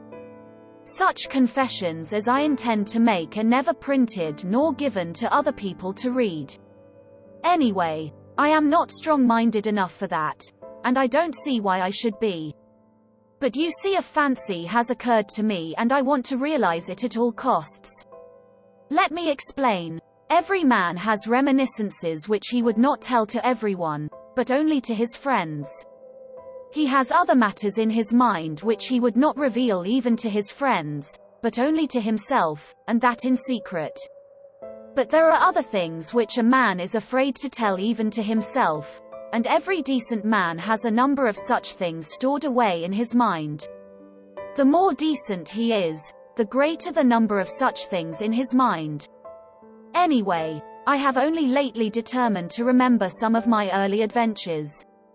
Till now I have always avoided them, even with a certain uneasiness. Now, when I am not only recalling them, but have actually decided to write an account of them, I want to try the experiment whether one can, even with oneself, be perfectly open and not take fright at the whole truth. I will observe, in parenthesis, that Heine says that a true autobiography is almost an impossibility, and that man is bound to lie about himself. He considers that Rousseau certainly told lies about himself in his Confessions, and even intentionally lied, out of vanity. I am convinced that Heine is right. I quite understand how sometimes one may, out of sheer vanity, attribute regular crimes to oneself, and indeed I can very well conceive that kind of vanity. But Heine judged of people who made their confessions to the public. I write only for myself, and I wish to declare once and for all that if I write as though I were addressing readers, that is simply because it is easier for me to write in that form. It is a form, an empty form. I shall never have readers. I have made this plain already. I don't wish to be hampered by any restrictions in the compilation of my notes. I shall not attempt any system or method. I will jot things down as I remember them. But here, perhaps, someone will catch at the word and ask me, if you really don't reckon on readers, why do you make such compacts with yourself and on paper too, that is, that you won't attempt any system or method, that you jot things down as you remember them, and so on, and so on. Why are you explaining? Why do you apologize? Well, there it is, I answer. There is a whole psychology in all this, though. Perhaps it is simply that I am a coward. And perhaps that I purposely imagine an audience before me in order that I may be more dignified while I write. There are perhaps thousands of reasons. Again, what is my object precisely in writing? If it is not for the benefit of the public, why should I not simply recall these incidents in my own mind without putting them on paper? Quite so. But yet it is more imposing on paper. There is something more impressive in it. I shall be better able to criticize myself and improve my style. Besides, I shall perhaps obtain actual relief from writing. Today, for instance, I am particularly oppressed by one memory of a distant past. It came back vividly to my mind a few days ago, and has remained haunting me like an annoying tune that one cannot get rid of. And yet I must get rid of it somehow. I have hundreds of such reminiscences, but at times someone stands out from the hundred and oppresses me. For some reason I believe that if I write it down I should get rid of it. Why not try? Besides, I am bored, and I never have anything to do. Writing will be a sort of work. They say work makes mankind hearted and honest. Well, here is a chance for me, anyway. Snow is falling today, yellow and dingy. It fell yesterday, too, and a few days ago.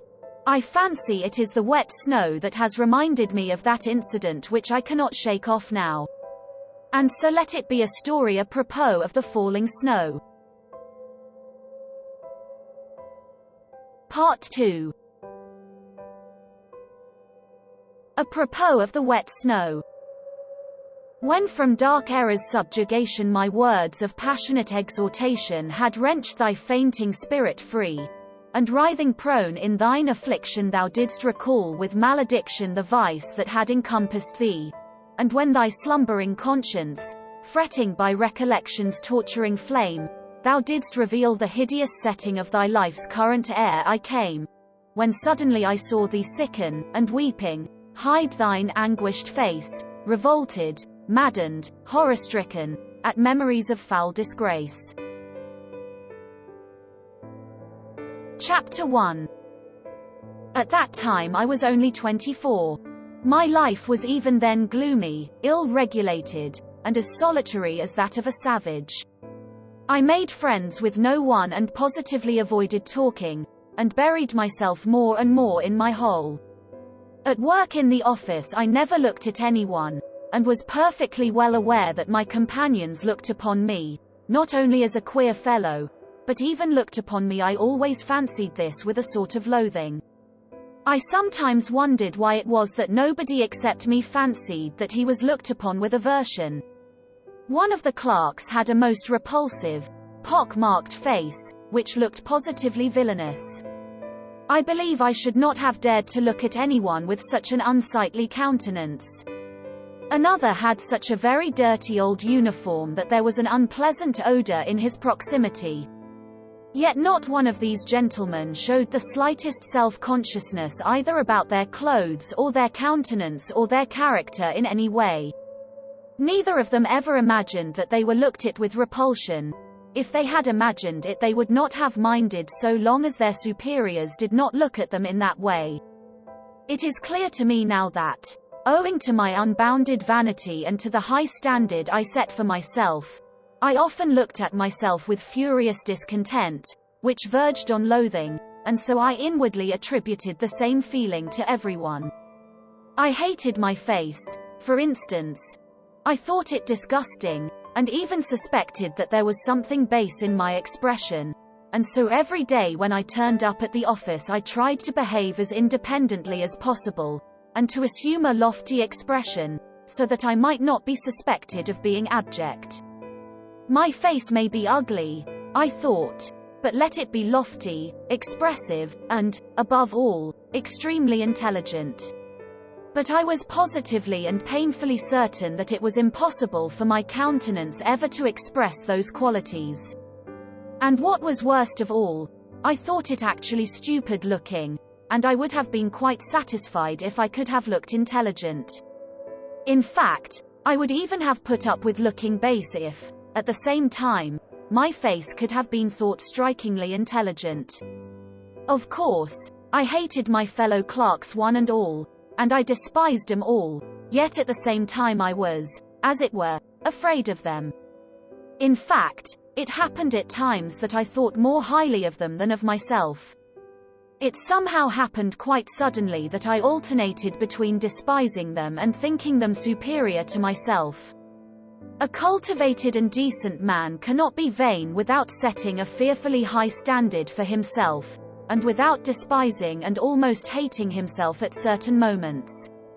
But whether I despised them or thought them superior, I dropped my eyes almost every time I met anyone.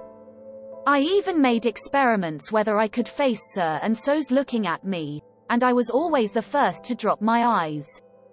This worried me to distraction. I had a sickly dread, too, of being ridiculous, and so had a slavish passion for the conventional in everything external. I loved to fall into the common rut, and had a wholehearted terror of any kind of eccentricity in myself. But how could I live up to it?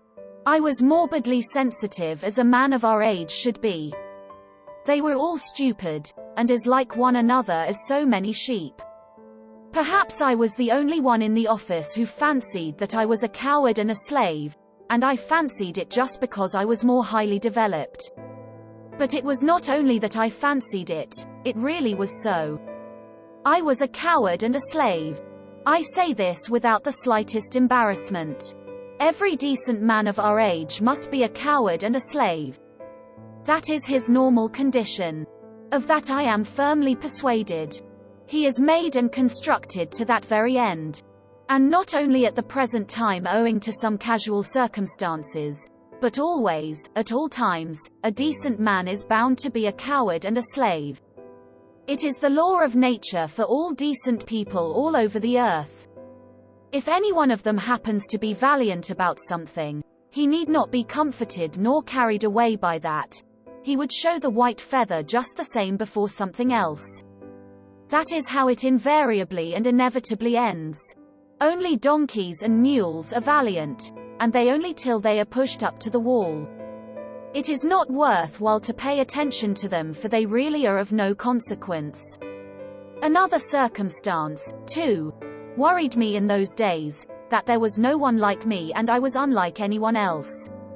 I am alone and they are everyone, I thought and pondered. From that it is evident that I was still a youngster. The very opposite sometimes happened.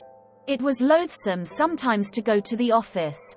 Things reached such a point that I often came home ill.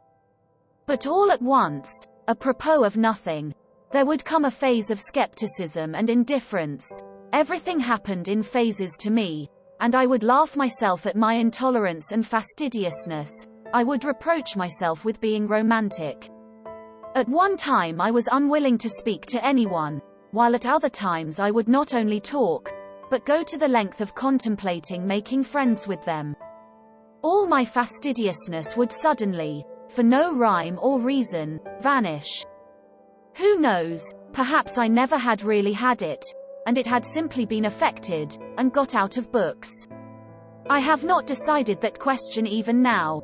Once I quite made friends with them, visited their homes, played preference, drank vodka, talked of promotions. But here let me make a digression.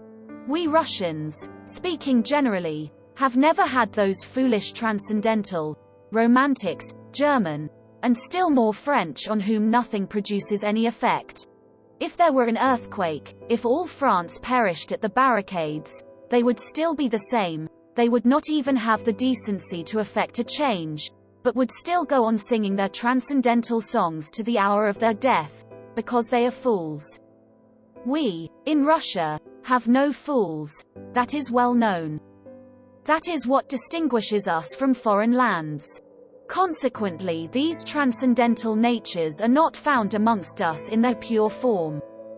The idea that they are is due to our realistic journalists and critics of that day, always on the lookout for Kostanjoglos and Uncle Pyotr Ivaniches and foolishly accepting them as our ideal. They have slandered our romantics, taking them for the same transcendental sort as in Germany or France. On the contrary, the characteristics of our romantics are absolutely and directly opposed to the transcendental European type, and no European standard can be applied to them. Allow me to make use of this word, romantic, an old-fashioned and much respected word which has done good service and is familiar to all.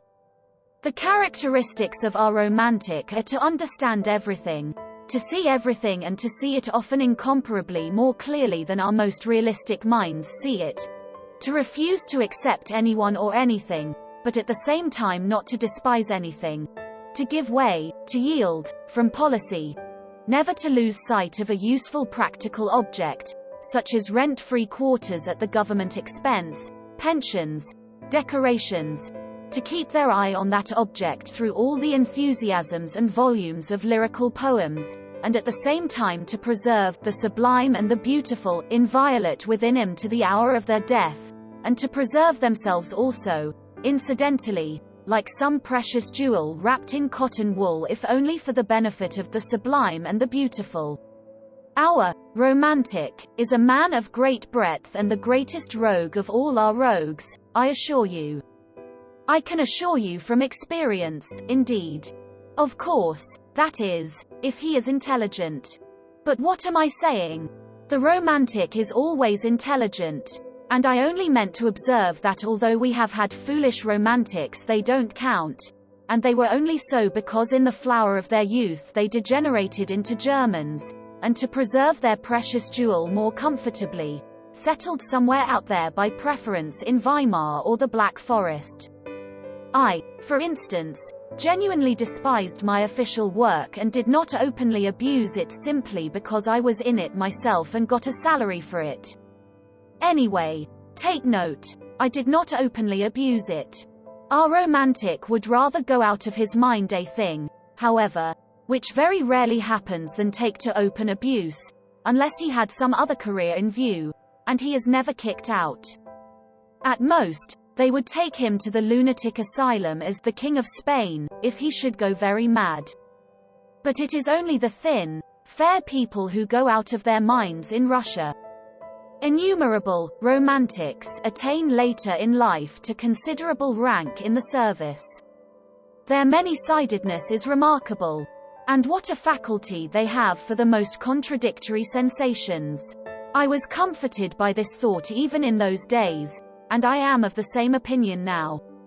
That is why there are so many broad natures among us who never lose their ideal even in the depths of degradation, and though they never stir a finger for their ideal, though they are arrant thieves and knaves, yet they tearfully cherish their first ideal and are extraordinarily honest at heart. Yes, it is only among us that the most incorrigible rogue can be absolutely and loftily honest at heart without in the least ceasing to be a rogue. I repeat, our romantics, frequently, become such accomplished rascals. I use the term, rascals, affectionately. Suddenly display such a sense of reality and practical knowledge that their bewildered superiors and the public generally can only ejaculate in amazement. Their many-sidedness is really amazing, and goodness knows what it may develop into later on, and what the future has in store for us. It is not a poor material.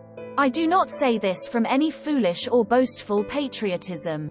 But I feel sure that you are again imagining that I am joking. Or perhaps it's just the contrary and you are convinced that I really think so. Anyway, gentlemen, I shall welcome both views as an honor and a special favor.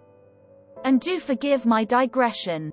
I did not, of course, maintain friendly relations with my comrades and soon was at loggerheads with them, and in my youth and inexperience I even gave up bowing to them, as though I had cut off all relations. That, however, only happened to me once. As a rule, I was always alone. In the first place, I spent most of my time at home, reading. I tried to stifle all that was continually seething within me by means of external impressions. And the only external means I had was reading. Reading, of course, was a great help exciting me, giving me pleasure and pain. But at times it bored me fearfully. One longed for movement in spite of everything, and I plunged all at once into dark, underground, loathsome vice of the pettiest kind. My wretched passions were acute, smarting. From my continual, sickly irritability I had hysterical impulses, with tears and convulsions. I had no resource except reading, that is, there was nothing in my surroundings which I could respect and which attracted me. I was overwhelmed with depression, too. I had an hysterical craving for incongruity and for contrast, and so I took to vice. I have not said all this to justify myself. But, no, I am lying. I did want to justify myself. I make that little observation for my own benefit, gentlemen. I don't want to lie. I vowed to myself I would not. And so, furtively, timidly, in solitude, at night, I indulged in filthy vice, with a feeling of shame which never deserted me, even at the most loathsome moments, and which at such moments nearly made me curse. Already even then I had my underground world in my soul. I was fearfully afraid of being seen, of being met, of being recognized. I visited various obscure haunts. One night as I was passing a tavern I saw through a lighted window some gentlemen fighting with billiard cues, and saw one of them thrown out of the window.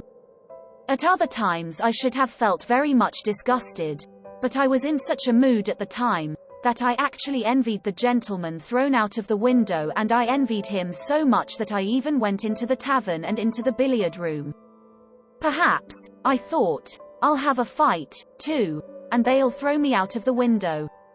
I was not drunk, but what is one to do? Depression will drive a man to such a pitch of hysteria. But nothing happened. It seemed that I was not even equal to being thrown out of the window, and I went away without having my fight.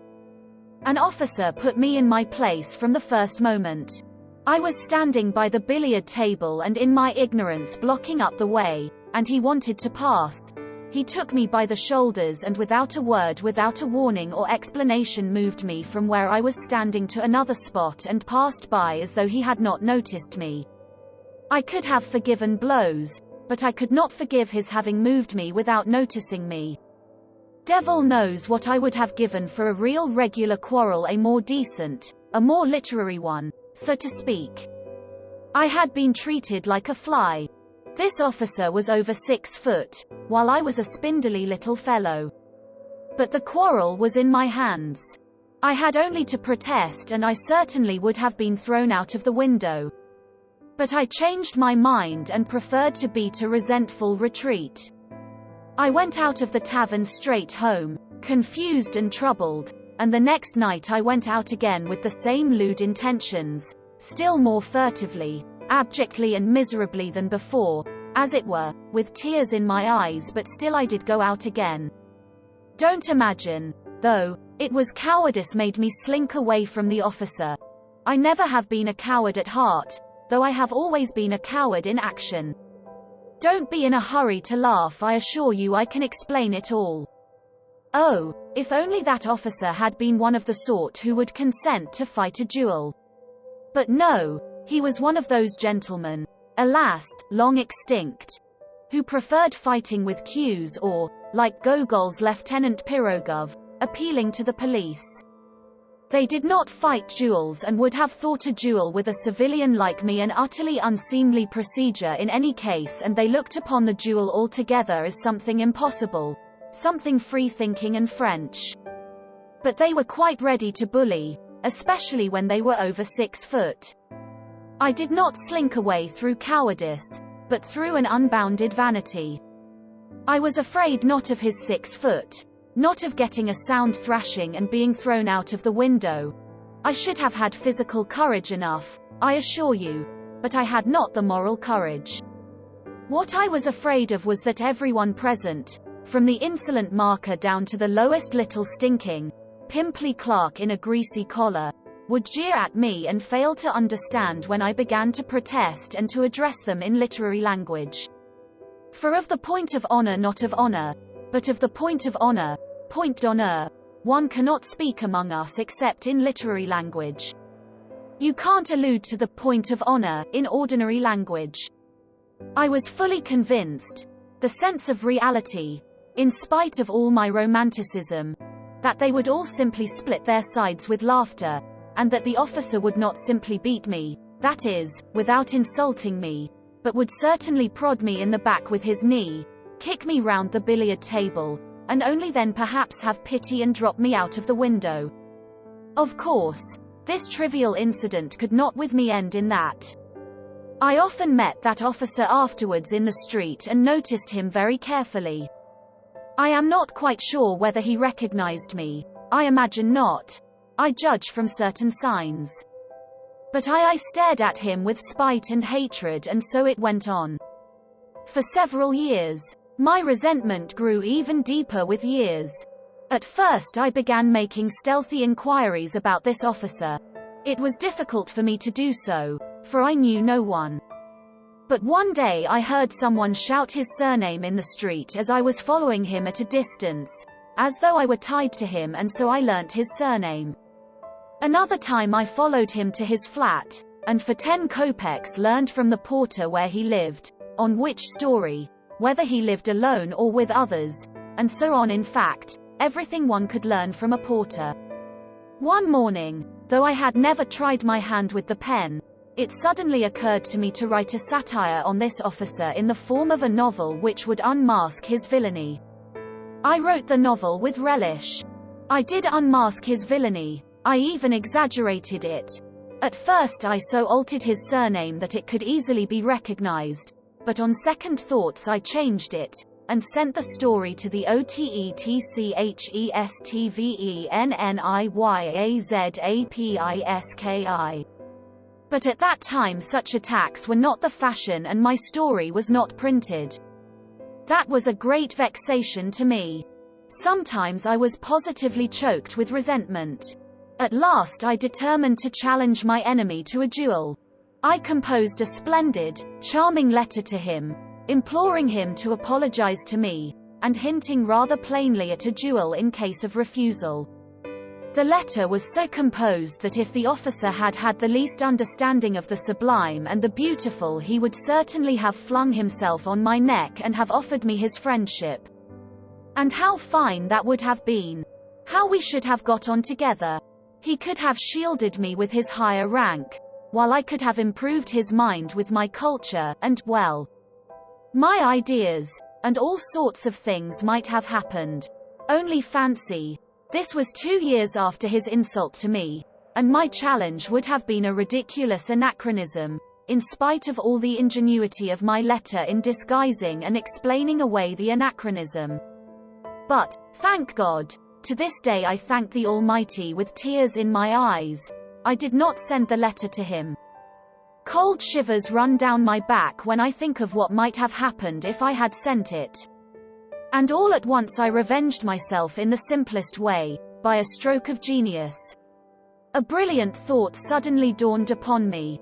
Sometimes on holidays I used to stroll along the sunny side of the Nevsky about 4 o'clock in the afternoon. Though it was hardly a stroll so much as a series of innumerable miseries, humiliations and resentments, but no doubt that was just what I wanted. I used to wriggle along in a most unseemly fashion, like an eel, continually moving aside to make way for generals, for officers of the guards and the hussars, or for ladies. At such minutes there used to be a convulsive twinge at my heart, and I used to feel hot all down my back at the mere thought of the wretchedness of my attire, of the wretchedness and abjectness of my little scurrying figure. This was a regular martyrdom, a continual, intolerable humiliation at the thought, which passed into an incessant and direct sensation, that I was a mere fly in the eyes of all this world, a nasty, disgusting fly, more intelligent, more highly developed, more refined in feeling than any of them, of course, but a fly that was continually making way for everyone, insulted and injured by everyone. Why I inflicted this torture upon myself, why I went to the Nevsky, I don't know. I felt simply drawn there at every possible opportunity. Already then I began to experience a rush of the enjoyment of which I spoke in the first chapter. After my affair with the officer I felt even more drawn there than before. It was on the Nevsky that I met him most frequently, there I could admire him. He, too, went there chiefly on holidays, he, too, turned out of his path for generals and persons of high rank, and he, too, wriggled between them like an eel. But people, like me, or even better dressed than me, he simply walked over. He made straight for them as though there was nothing but empty space before him, and never, under any circumstances, turned aside. I gloated over my resentment watching him and always resentfully made way for him. It exasperated me that even in the street I could not be on an even footing with him. Why must you invariably be the first to move aside? I kept asking myself in hysterical rage, waking up sometimes at 3 o'clock in the morning. Why is it you and not he? There's no regulation about it. There's no written law. Let the making way be equal as it usually is when refined people meet. He moves halfway and you move halfway. You pass with mutual respect. But that never happened, and I always moved aside, while he did not even notice my making way for him. And lo and behold, a bright idea dawned upon me. What, I thought, if I meet him and don't move on one side? What if I don't move aside on purpose, even if I knock up against him? How would that be? This audacious idea took such a hold on me that it gave me no peace. I was dreaming of it continually, horribly, and I purposely went more frequently to the Nevsky in order to picture more vividly how I should do it when I did do it. I was delighted. This intention seemed to me more and more practical and possible. Of course I shall not really push him, I thought, already more good-natured in my joy. I will simply not turn aside, will run up against him, not very violently, but just shouldering each other just as much as decency permits. I will push against him just as much as he pushes against me. At last I made up my mind completely. But my preparations took a great deal of time. To begin with, when I carried out my plan I should need to be looking rather more decent, and so I had to think of my get-up. In case of emergency, if, for instance, there were any sort of public scandal, and the public there is of the most recherché, the Countess walks there, Prince D. walks there, all the literary world is there. I must be well dressed. That inspires respect and of itself puts us on an equal footing in the eyes of the society. With this object I asked for some of my salary in advance, and bought at Churkin's a pair of black gloves and a decent hat. Black gloves seemed to me both more dignified and bon ton than the lemon-colored ones which I had contemplated at first. The color is too gaudy. It looks as though one were trying to be conspicuous, and I did not take the lemon-colored ones. I had got ready long beforehand a good shirt, with white bone studs. My overcoat was the only thing that held me back. The coat in itself was a very good one, it kept me warm, but it was wadded and it had a raccoon collar which was the height of vulgarity. I had to change the collar at any sacrifice, and to have a beaver one like an officer's. For this purpose I began visiting the Gostiny Dvor, and after several attempts I pitched upon a piece of cheap German beaver. Though these German beavers soon grow shabby and look wretched, yet at first they look exceedingly well, and I only needed it for the occasion. I asked the price. Even so, it was too expensive. After thinking it over thoroughly, I decided to sell my raccoon collar. The rest of the money, a considerable sum for me, I decided to borrow from Anton Antonich Siertochkin, my immediate superior, an unassuming person, though grave and judicious. He never lent money to anyone, but I had, on entering the service, been specially recommended to him by an important personage who had got me my berth. I was horribly worried. To borrow from Anton Antonich seemed to me monstrous and shameful. I did not sleep for 2 or 3 nights. Indeed, I did not sleep well at that time. I was in a fever. I had a vague sinking at my heart, or else a sudden throbbing. Anton Antonich was surprised at first, then he frowned, then he reflected, and did after all lend me the money, receiving from me a written authorization to take from my salary a fortnight later the sum that he had lent me. In this way everything was at last ready. The handsome beaver replaced the mean-looking raccoon, and I began by degrees to get to work. It would never have done to act offhand, at random. The plan had to be carried out skillfully, by degrees. But I must confess that after many efforts I began to despair. We simply could not run into each other. I made every preparation. I was quite determined. It seemed as though we should run into one another directly, and before I knew what I was doing I had stepped aside for him again and he had passed without noticing me. I even prayed as I approached him that God would grant me determination. One time I had made up my mind thoroughly, but it ended in my stumbling and falling at his feet, because at the very last instant when I was 6 inches from him my courage failed me. He very calmly stepped over me, while I flew on one side like a ball. That night I was ill again, feverish and delirious. And suddenly it ended most happily. The night before I had made up my mind not to carry out my fatal plan and to abandon it all, and with that object I went to the Nevsky for the last time, just to see how I would abandon it all. Suddenly, 3 paces from my enemy, I unexpectedly made up my mind. I closed my eyes, and we ran full tilt, shoulder to shoulder, against one another. I did not budge an inch and passed him on a perfectly equal footing. He did not even look round and pretended not to notice it. But he was only pretending. I am convinced of that. I am convinced of that to this day. Of course, I got the worst of it. He was stronger, but that was not the point. The point was that I had attained my object. I had kept up my dignity. I had not yielded a step, and had put myself publicly on an equal social footing with him. I returned home feeling that I was fully avenged for everything. I was delighted. I was triumphant and sang Italian arias. Of course, I will not describe to you what happened to me 3 days later. If you have read my first chapter you can guess for yourself. The officer was afterwards transferred. I have not seen him now for 14 years. What is the dear fellow doing now? Whom is he walking over? Chapter 2. But the period of my dissipation would end, and I always felt very sick afterwards. It was followed by remorse. I tried to drive it away. I felt too sick. By degrees, however, I grew used to that too. I grew used to everything, or rather I voluntarily resigned myself to enduring it.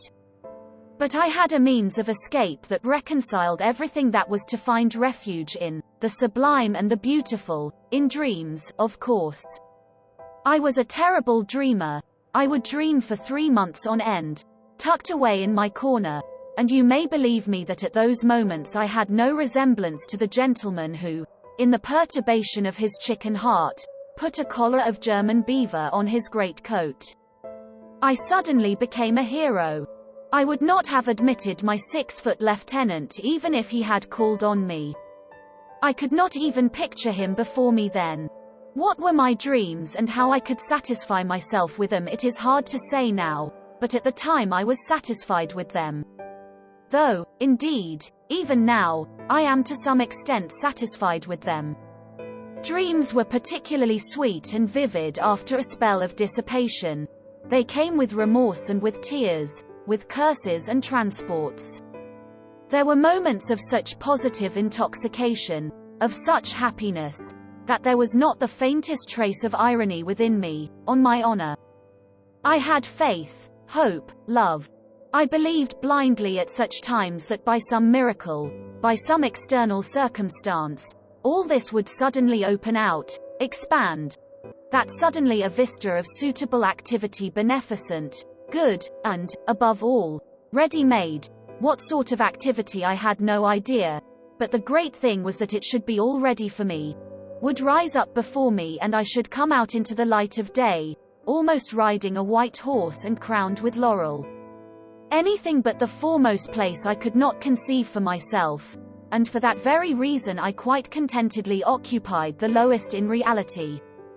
Either to be a hero or to grovel in the mud, there was nothing between. That was my ruin, for when I was in the mud I comforted myself with the thought that at other times I was a hero, and the hero was a cloak for the mud. For an ordinary man it was shameful to defile himself, but a hero was too lofty to be utterly defiled, and so he might defile himself. It is worth noting that these attacks of the sublime and the beautiful visited me even during the period of dissipation and just at the times when I was touching the bottom. They came in separate spurts, as though reminding me of themselves, but did not banish the dissipation by their appearance. On the contrary, they seemed to add a zest to it by contrast, and were only sufficiently present to serve as an appetizing sauce. That sauce was made up of contradictions and sufferings, of agonizing inward analysis, and all these pangs and pinpricks gave a certain piquancy, even a significance to my dissipation, in fact, completely answered the purpose of an appetizing sauce. There was a certain depth of meaning in it, and I could hardly have resigned myself to the simple, vulgar, direct debauchery of a clerk and have endured all the filthiness of it. What could have allured me about it then and have drawn me at night into the street? No, I had a lofty way of getting out of it all. And what loving kindness, O Lord, what loving kindness I felt at times in those dreams of mine. In those flights into the sublime and the beautiful, though it was fantastic love, though it was never applied to anything human in reality, yet there was so much of this love that one did not feel afterwards even the impulse to apply it in reality. That would have been superfluous.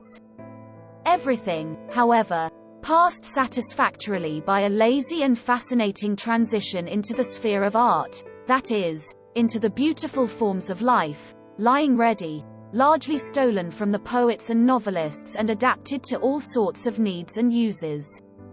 I, for instance, was triumphant over everyone. Everyone, of course, was in dust and ashes, and was forced spontaneously to recognize my superiority, and I forgave them all.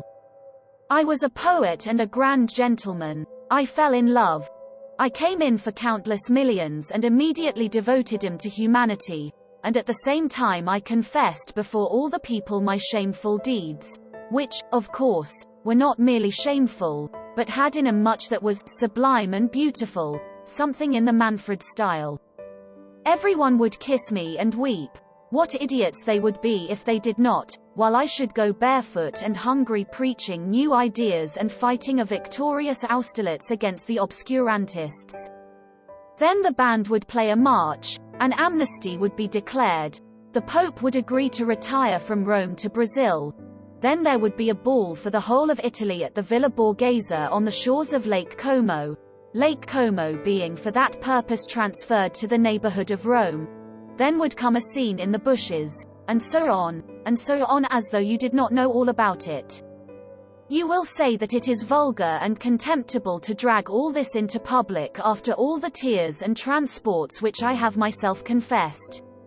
But why is it contemptible? Can you imagine that I am ashamed of it all, and that it was stupider than anything in your life, gentlemen? And I can assure you that some of these fancies were by no means badly composed. It did not all happen on the shores of Lake Como. And yet you are right, it really is vulgar and contemptible. And most contemptible of all it is that now I am attempting to justify myself to you. And even more contemptible than that is my making this remark now. But that's enough, or there will be no end to it. Each step will be more contemptible than the last. I could never stand more than 3 months of dreaming at a time without feeling an irresistible desire to plunge into society. To plunge into society meant to visit my superior at the office, Anton Antonich Syatochkin. He was the only permanent acquaintance I have had in my life, and I wonder at the fact myself now.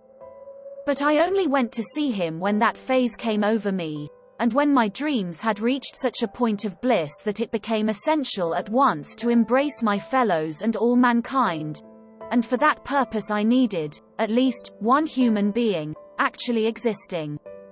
I had to call on Anton Antonich, however, on Tuesday, his at-home day, so I had always to time my passionate desire to embrace humanity so that it might fall on a Tuesday. This Anton Antonich lived on the 4th story in a house in 5 corners, in 4 low-pitched rooms, one smaller than the other, of a particularly frugal and sallow appearance. He had 2 daughters and their aunt, who used to pour out the tea. Of the daughters, one was 13 and another 14.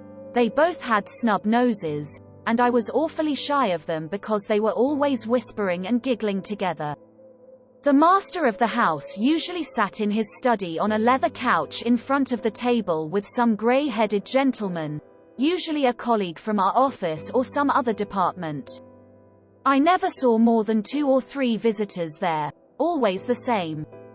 They talked about the excise duty, about business in the Senate, about salaries, about promotions, about His Excellency, and the best means of pleasing him, and so on. I had the patience to sit like a fool beside these people for 4 hours at a stretch, listening to them without knowing what to say to them or venturing to say a word. I became stupefied. Several times I felt myself perspiring. I was overcome by a sort of paralysis, but this was pleasant and good for me. On returning home, I deferred for a time my desire to embrace all mankind. I had, however, one other acquaintance of a sort, Semenov, who was an old schoolfellow. I had a number of schoolfellows, indeed, in Petersburg, but I did not associate with them and had even given up nodding to them in the street. I believe I had transferred into the department I was in simply to avoid their company and to cut off all connection with my hateful childhood. Curses on that school and all those terrible years of penal servitude. In short, I parted from my schoolfellows as soon as I got out into the world. There were 2 or 3 left to whom I nodded in the street. One of them was Semenov, who had in no way been distinguished at school, was of a quiet and equable disposition, but I discovered in him a certain independence of character and even honesty. I don't even suppose that he was particularly stupid.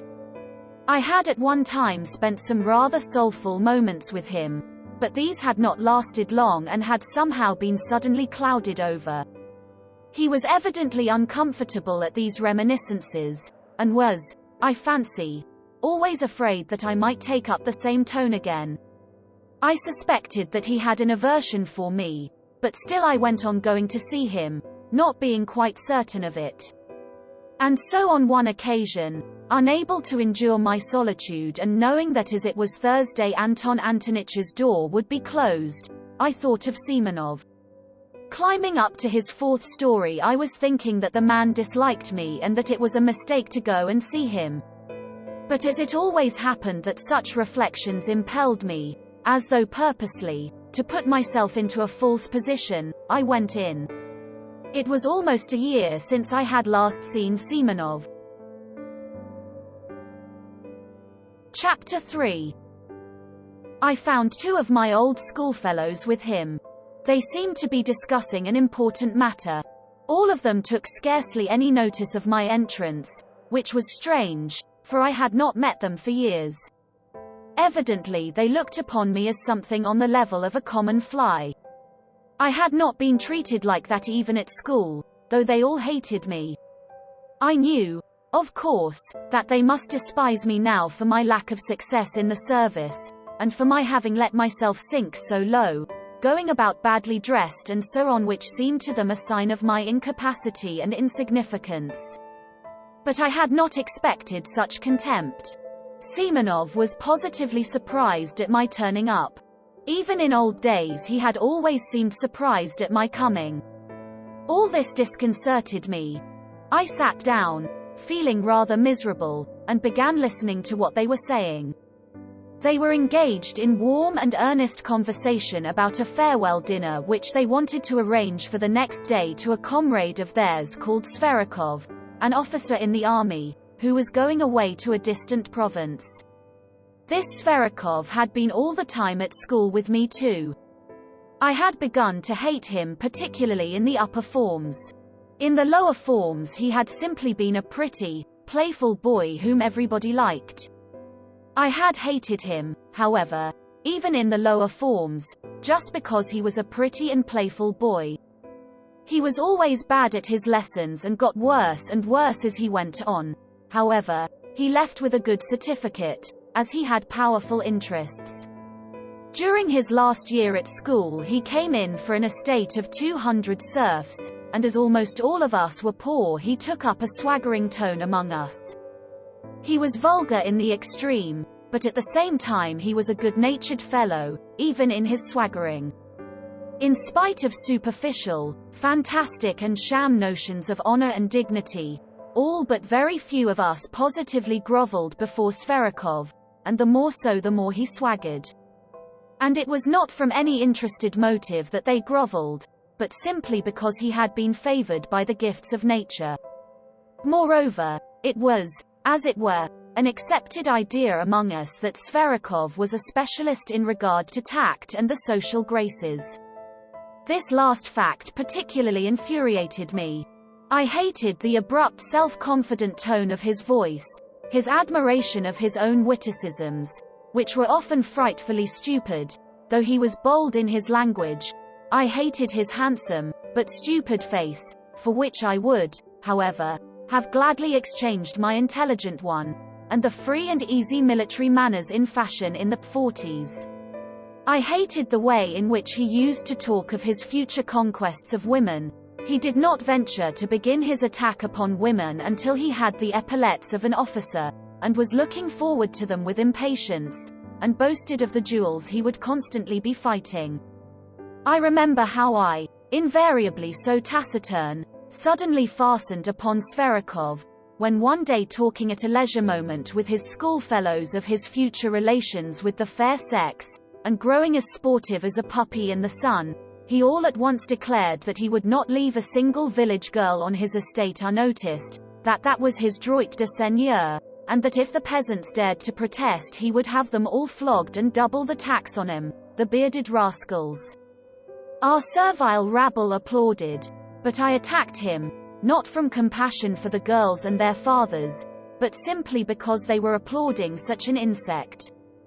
I got the better of him on that occasion, but though Sverikov was stupid he was lively and impudent, and so laughed it off, and in such a way that my victory was not really complete. The laugh was on his side. He got the better of me on several occasions afterwards, but without malice, jestingly, casually. I remained angrily and contemptuously silent and would not answer him. When we left school he made advances to me. I did not rebuff them, for I was flattered, but we soon parted, and quite naturally. Afterwards I heard of his barrack room success as a lieutenant, and of the fast life he was leading. Then there came other rumors of his successes in the service.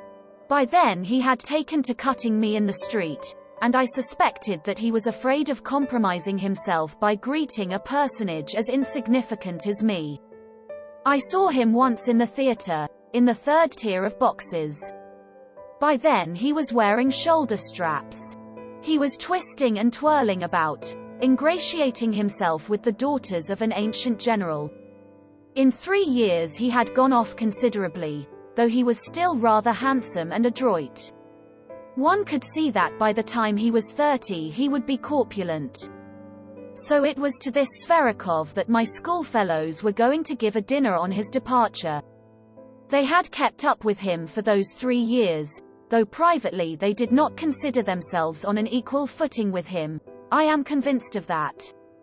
Of Semenov's 2 visitors, one was Furfichkin, a Russianized German, a little fellow with the face of a monkey, a blockhead who was always deriding everyone, a very bitter enemy of mine from our days in the lower forms, a vulgar, impudent, swaggering fellow, who affected a most sensitive feeling of personal honor, though, of course, he was a wretched little coward at heart. He was one of those worshippers of Sverikov who made up to the latter from interested motives, and often borrowed money from him. Semenov's other visitor, Trudolyubov, was a person in no way remarkable, a tall young fellow, in the army, with a cold face, fairly honest, though he worshipped success of every sort, and was only capable of thinking of promotion. He was some sort of distant relation of Sverkov's, and this, foolish as it seems, gave him a certain importance among us. He always thought me of no consequence whatever. His behavior to me, though not quite courteous, was tolerable. Well, with 7 rubles each, said Trudolyubov, 21 rubles between the 3 of us, we ought to be able to get a good dinner. Sverikov, of course, won't pay. Of course not, since we are inviting him, Semenov decided. Can you imagine? Furfichkin interrupted hotly and conceitedly, like some insolent flunky boasting of his master the general's decorations. Can you imagine that Sverikov will let us pay alone? He will accept from delicacy, but he will order half a dozen bottles of champagne. Do we want half a dozen for the 4 of us? Observed Trudolyubov, taking notice only of the half dozen. So the 3 of us, with Sverikov for the 4th, 21 rubles, at the Hôtel de Paris at 5 o'clock tomorrow, Semenov, who had been asked to make the arrangements, concluded finally. How 21 rubles? I asked in some agitation, with a show of being offended. If you count me it will not be 21, but 28 rubles. It seemed to me that to invite myself so suddenly and unexpectedly would be positively graceful, and that they would all be conquered at once and would look at me with respect. Do you want to join, too? Semenov observed, with no appearance of pleasure, seeming to avoid looking at me. He knew me through and through. It infuriated me that he knew me so thoroughly. Why not? I am an old schoolfellow of his, too, I believe, and I must own I feel hurt that you have left me out, I said, boiling over again. And where were we to find you? Furfichkin put in roughly. You never were on good terms with Sverikov, Trudolyubov added, frowning. But I had already clutched at the idea and would not give it up. It seems to me that no one has a right to form an opinion upon that, I retorted in a shaking voice, as though something tremendous had happened. Perhaps that is just my reason for wishing it now, that I have not always been on good terms with him. Oh, there's no making you out. With these refinements, Trudolyubov jeered. We'll put your name down, Semenov decided, addressing me. Tomorrow at 5 o'clock at the Hôtel de Paris. What about the money? Furfichkin began in an undertone, indicating me to Semenov, but he broke off, for even Semenov was embarrassed. That will do, said Trudolyubov, getting up. If he wants to come so much, let him. But it's a private thing, between us friends, Furfichkin said crossly, as he, too, picked up his hat.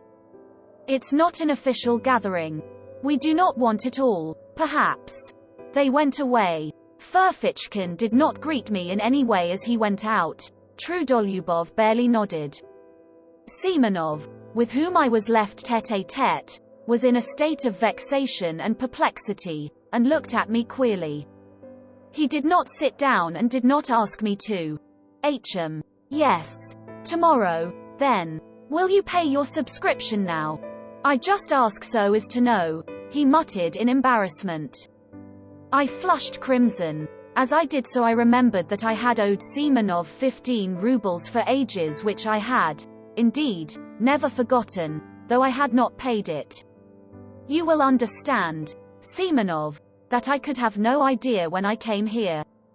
I am very much vexed that I have forgotten. All right, that doesn't matter. You can pay tomorrow after the dinner. I simply wanted to know. Please don't. He broke off and began pacing the room, still more vexed. As he walked he began to stamp with his heels. Am I keeping you? I asked, after 2 minutes of silence. Oh, he said, starting, that is to be truthful, yes. I have to go and see someone. Not far from here, he added in an apologetic voice, somewhat abashed. My goodness, why didn't you say so? I cried, seizing my cap, with an astonishingly free and easy air, which was the last thing I should have expected of myself. It's close by. Not 2 paces away, Semenov repeated, accompanying me to the front door with a fussy air which did not suit him at all. So 5 o'clock, punctually, tomorrow, he called down the stairs after me. He was very glad to get rid of me. I was in a fury. What possessed me? What possessed me to force myself upon them? I wondered, grinding my teeth as I strode along the street, for a scoundrel, a pig like that Sverikov. Of course I had better not go. Of course, I must just snap my fingers at them.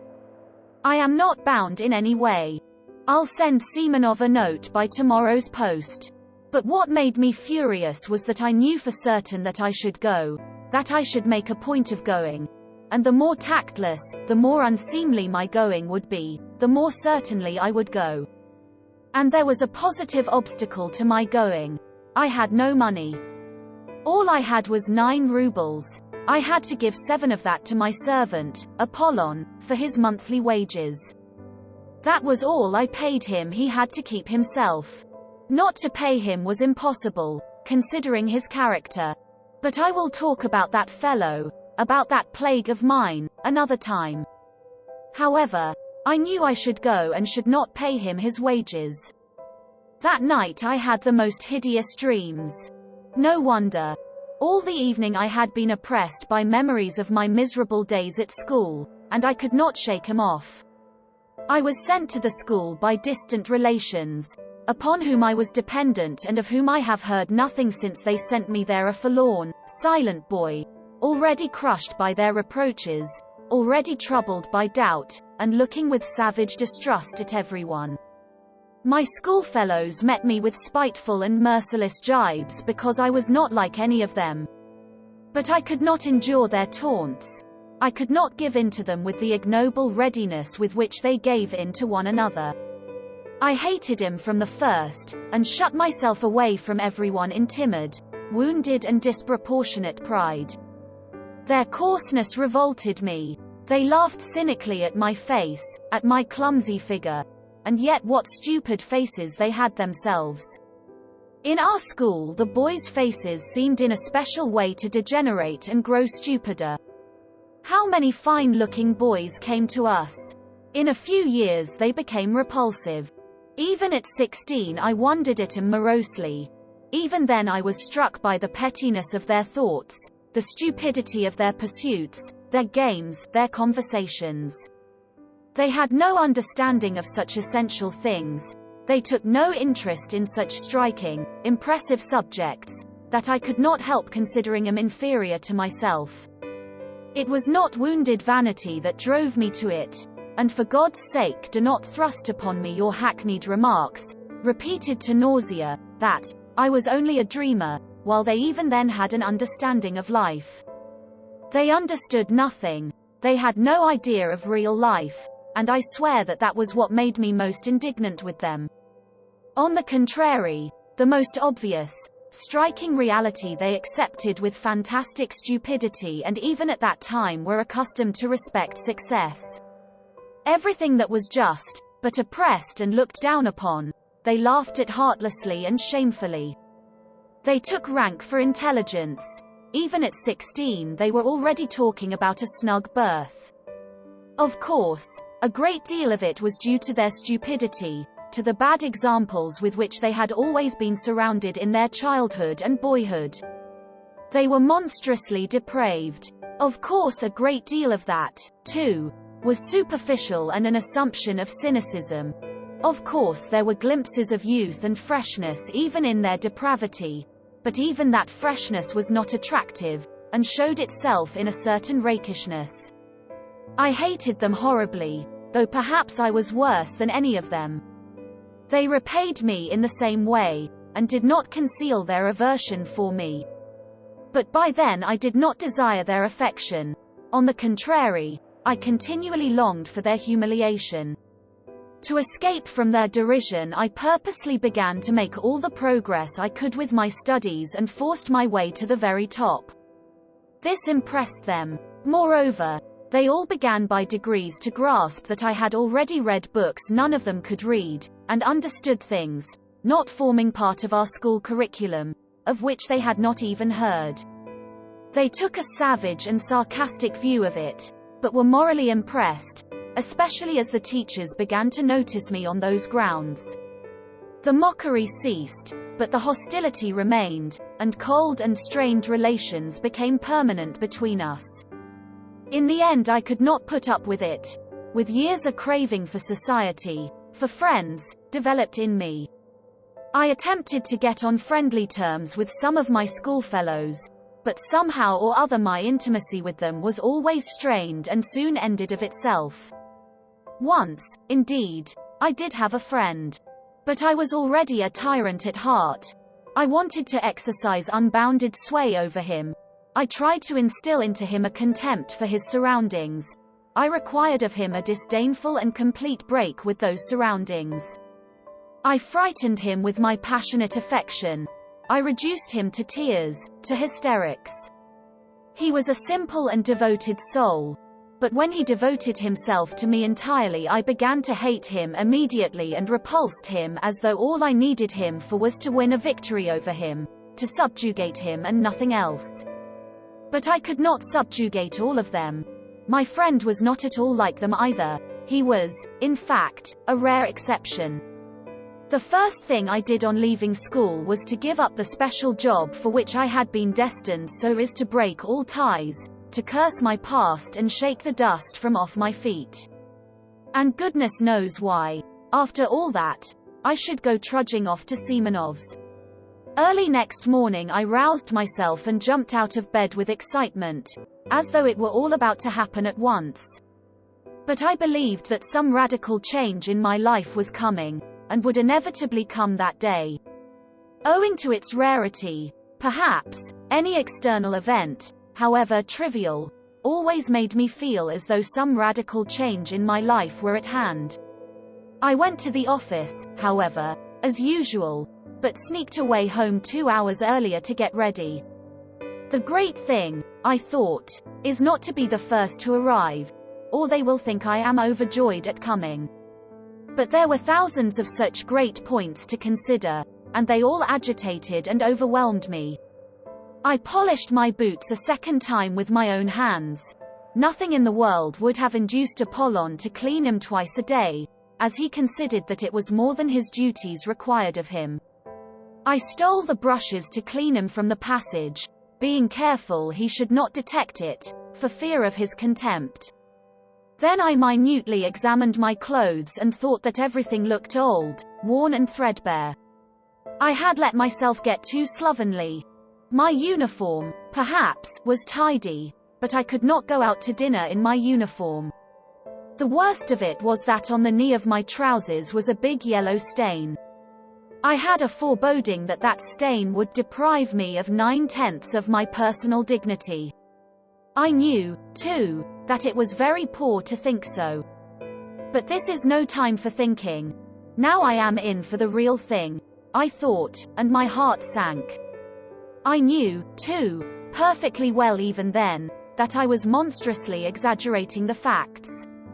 But how could I help it? I could not control myself and was already shaking with fever.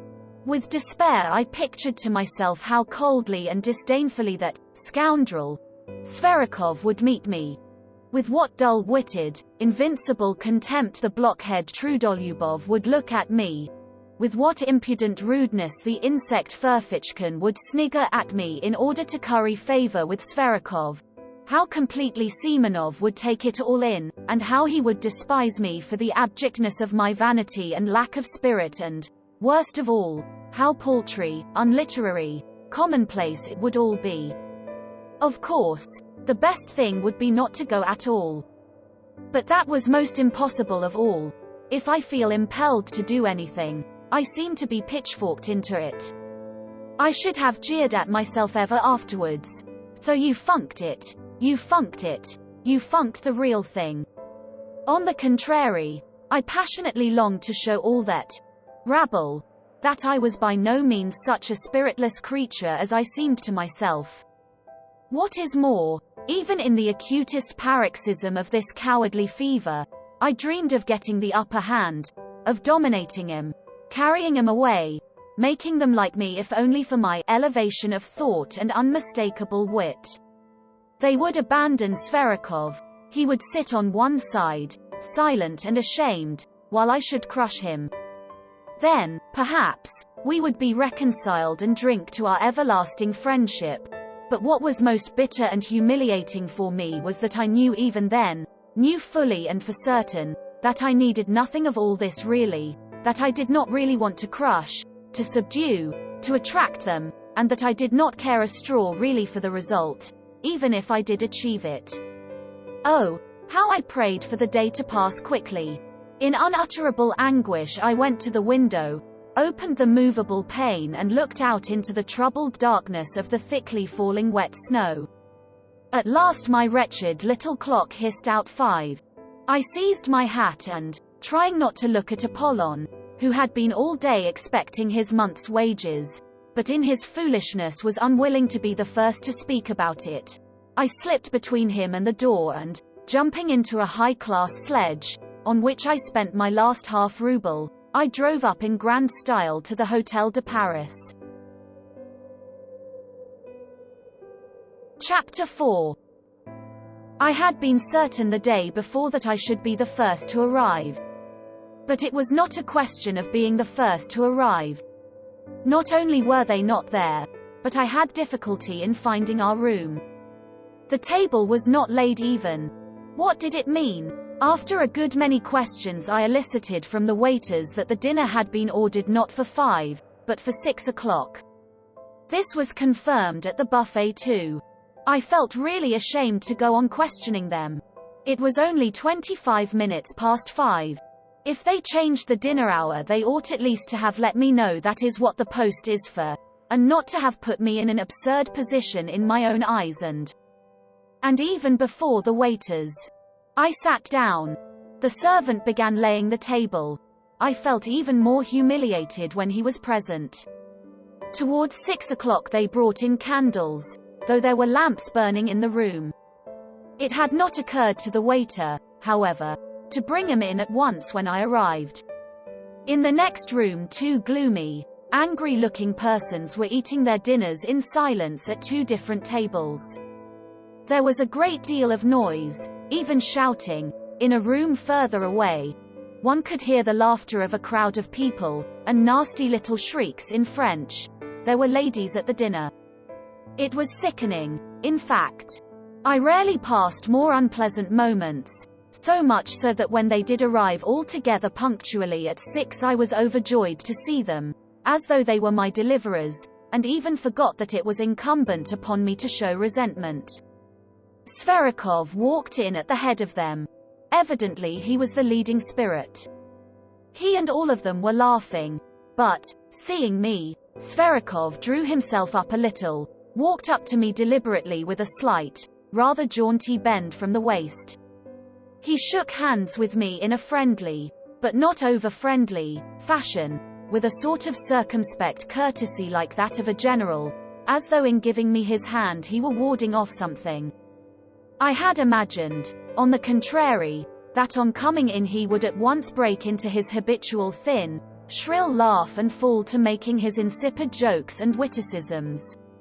I had been preparing for them ever since the previous day, but I had not expected such condescension, such high official courtesy. So, then, he felt himself ineffably superior to me in every respect.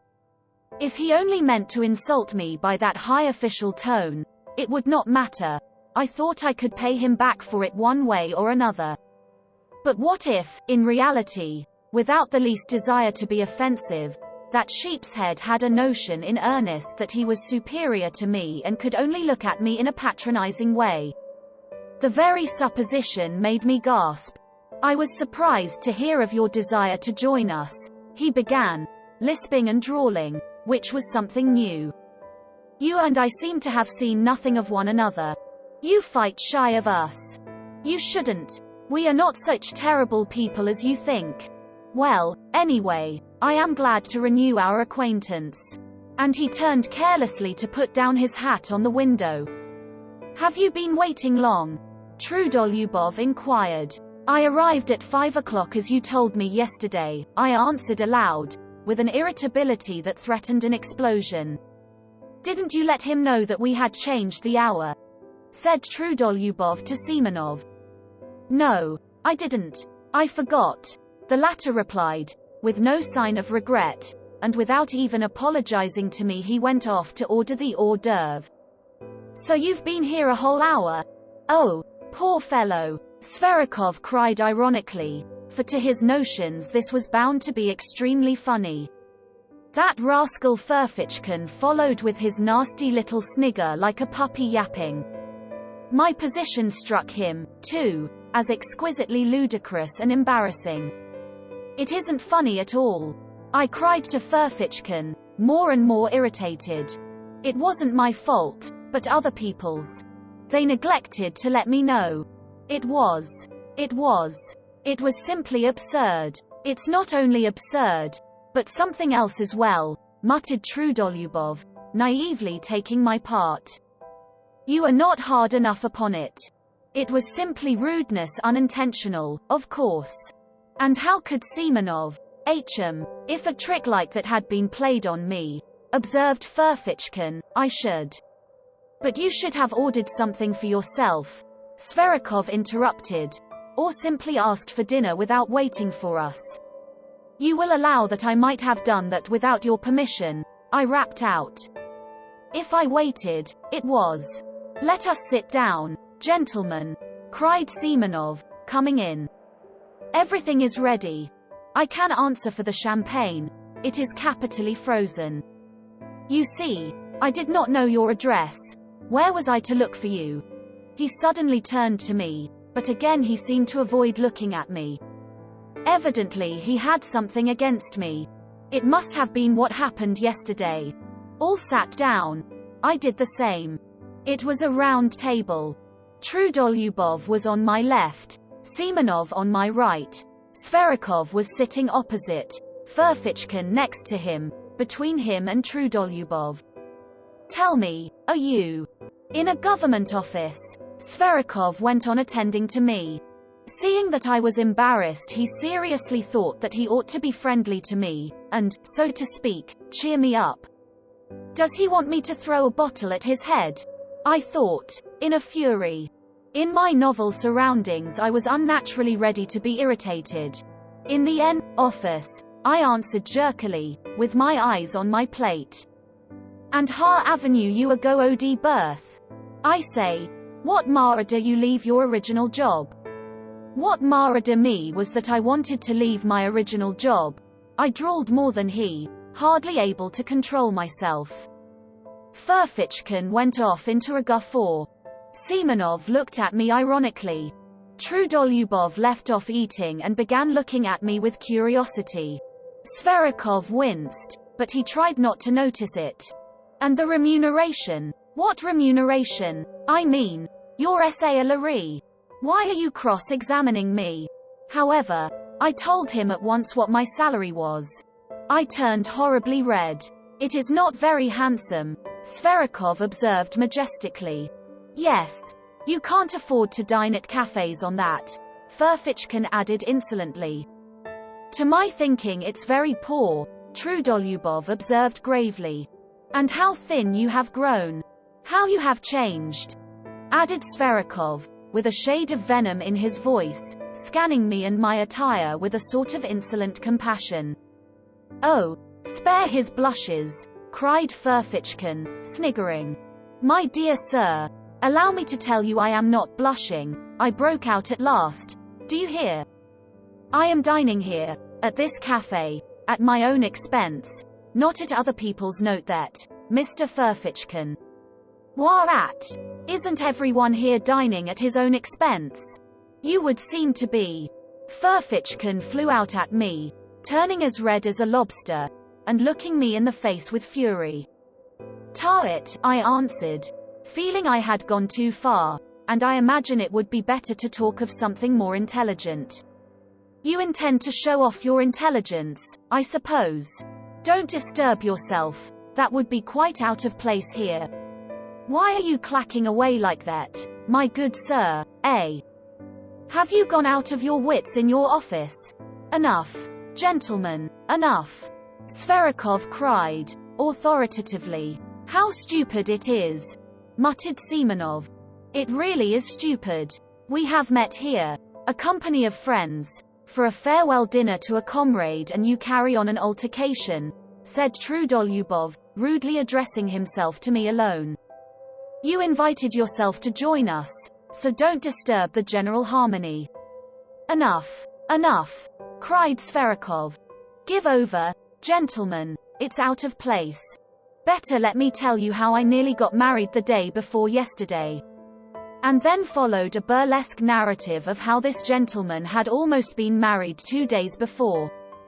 There was not a word about the marriage, however, but the story was adorned with generals, colonels and kammer junkers, while Sverikov almost took the lead among them. It was greeted with approving laughter. Furfichkin positively squealed.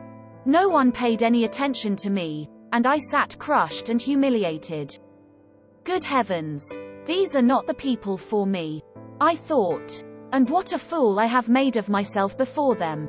I let Furfichkin go too far, though. The brutes imagine they are doing me an honor in letting me sit down with them. They don't understand that it's an honor to them and not to me. I've grown thinner. My clothes. Oh, damn my trousers. Sverikov noticed the yellow stain on the knee as soon as he came in. But what's the use? I must get up at once, this very minute, take my hat and simply go without a word. With contempt. And tomorrow I can send a challenge.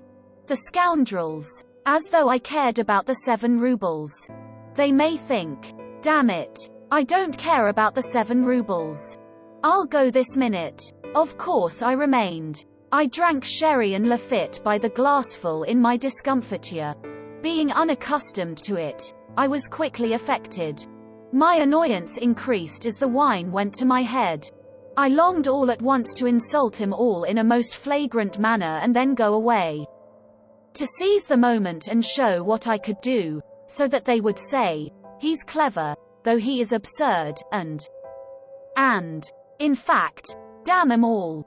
I scanned 'em all insolently with my drowsy eyes. But they seemed to have forgotten me altogether. They were noisy, vociferous, cheerful. Sverikov was talking all the time. I began listening. Sverikov was talking of some exuberant lady whom he had at last led on to declaring her love. Of course, he was lying like a horse, and how he had been helped in this affair by an intimate friend of his, a Prince Kolya, an officer in the Hussars, who had 3,000 serfs. And yet this Kolya, who has 3,000 serfs, has not put in an appearance here tonight to see you off, I cut in suddenly. For 1 minute everyone was silent. You are drunk already, Trudolyubov deigned to notice me at last, glancing contemptuously in my direction. Sverikov, without a word, examined me as though I were an insect. I dropped my eyes. Semenov made haste to fill up the glasses with champagne. Trudolyubov raised his glass, as did everyone else but me. "Your health and good luck on the journey," he cried to Sverikov. "To old times, to our future, hurrah!" They all tossed off their glasses, and crowded round Sverikov to kiss him. I did not move. My full glass stood untouched before me. "Why, aren't you going to drink it?" roared Trudolyubov, losing patience and turning menacingly to me. "I want to make a speech separately, on my own account. And then I'll drink it, Mr. Trudolyubov." "Spiteful brute," muttered Semenov. I drew myself up in my chair and feverishly seized my glass, prepared for something extraordinary, though I did not know myself precisely what I was going to say. "Silence!" cried Ferfitchkin. "Now for a display of wit." Sverikov waited very gravely, knowing what was coming. "Mr. Lieutenant Sverikov," I began, "let me tell you that I hate phrases, phrasemongers and men in corsets. That's the first point, and there is a second one to follow it." There was a general stir. "The second point is, I hate ribaldry and ribald talkers. Especially ribald talkers. The third point, I love justice, truth and honesty." I went on almost mechanically, for I was beginning to shiver with horror myself and had no idea how I came to be talking like this. I love thought, Monsieur Sverikov. I love true comradeship, on an equal footing and not. I love, but, however, why not? I will drink your health, too, Mr. Sverikov. Seduce the Circassian girls, shoot the enemies of the fatherland and, to your health, Monsieur Sverikov. Sverikov got up from his seat, bowed to me and said, "I am very much obliged to you." He was frightfully offended and turned pale. "Damn the fellow!" roared Trudolyubov, bringing his fist down on the table. "Well, he wants a punch in the face for that," squealed Ferfitchkin. "We ought to turn him out," muttered Semenov. "Not a word, gentlemen, not a movement," cried Sverikov solemnly, checking the general indignation. "I thank you all, but I can show him for myself how much value I attach to his words. Mr. Ferfitchkin, you will give me satisfaction tomorrow for your words just now," I said aloud, turning with dignity to Ferfitchkin. "A duel, you mean?" "Certainly," he answered. But probably I was so ridiculous as I challenged him, and it was so out of keeping with my appearance that everyone including Ferfitchkin was prostrate with laughter. "Yes, let him alone, of course. He is quite drunk," Trudolyubov said with disgust. "I shall never forgive myself for letting him join us," Semenov muttered again. "Now is the time to throw a bottle at their heads," I thought to myself. I picked up the bottle and filled my glass. "No, I'd better sit on to the end," I went on thinking. "You would be pleased, my friends, if I went away. Nothing will induce me to go. I'll go on sitting here and drinking to the end, on purpose, as a sign that I don't think you of the slightest consequence.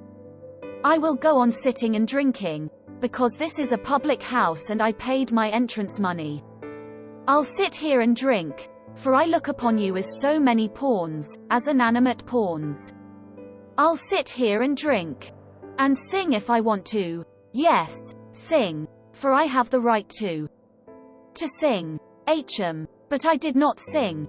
I simply tried not to look at any of them.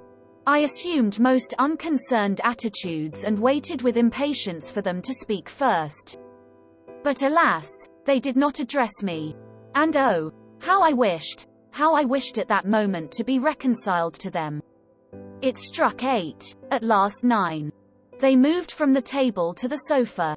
Sverikov stretched himself on a lounge and put one foot on a round table. Wine was brought there.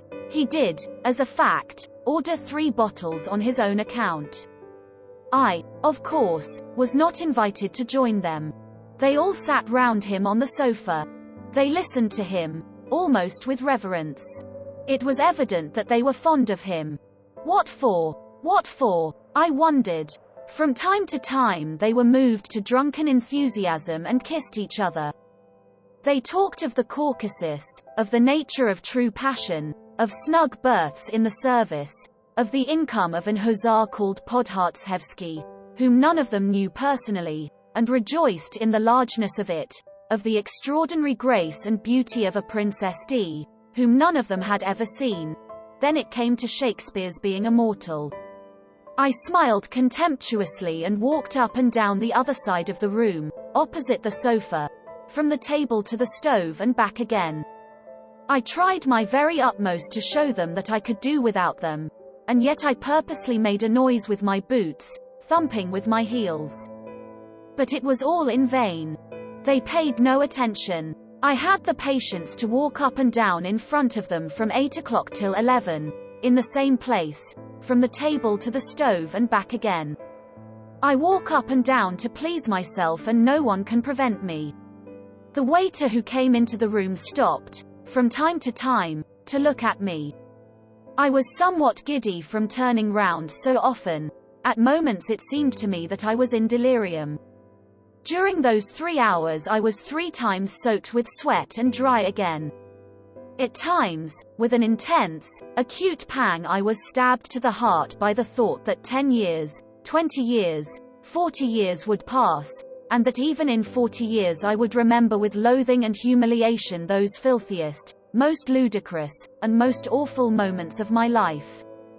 No one could have gone out of his way to degrade himself more shamelessly, and I fully realized it, fully, and yet I went on pacing up and down from the table to the stove.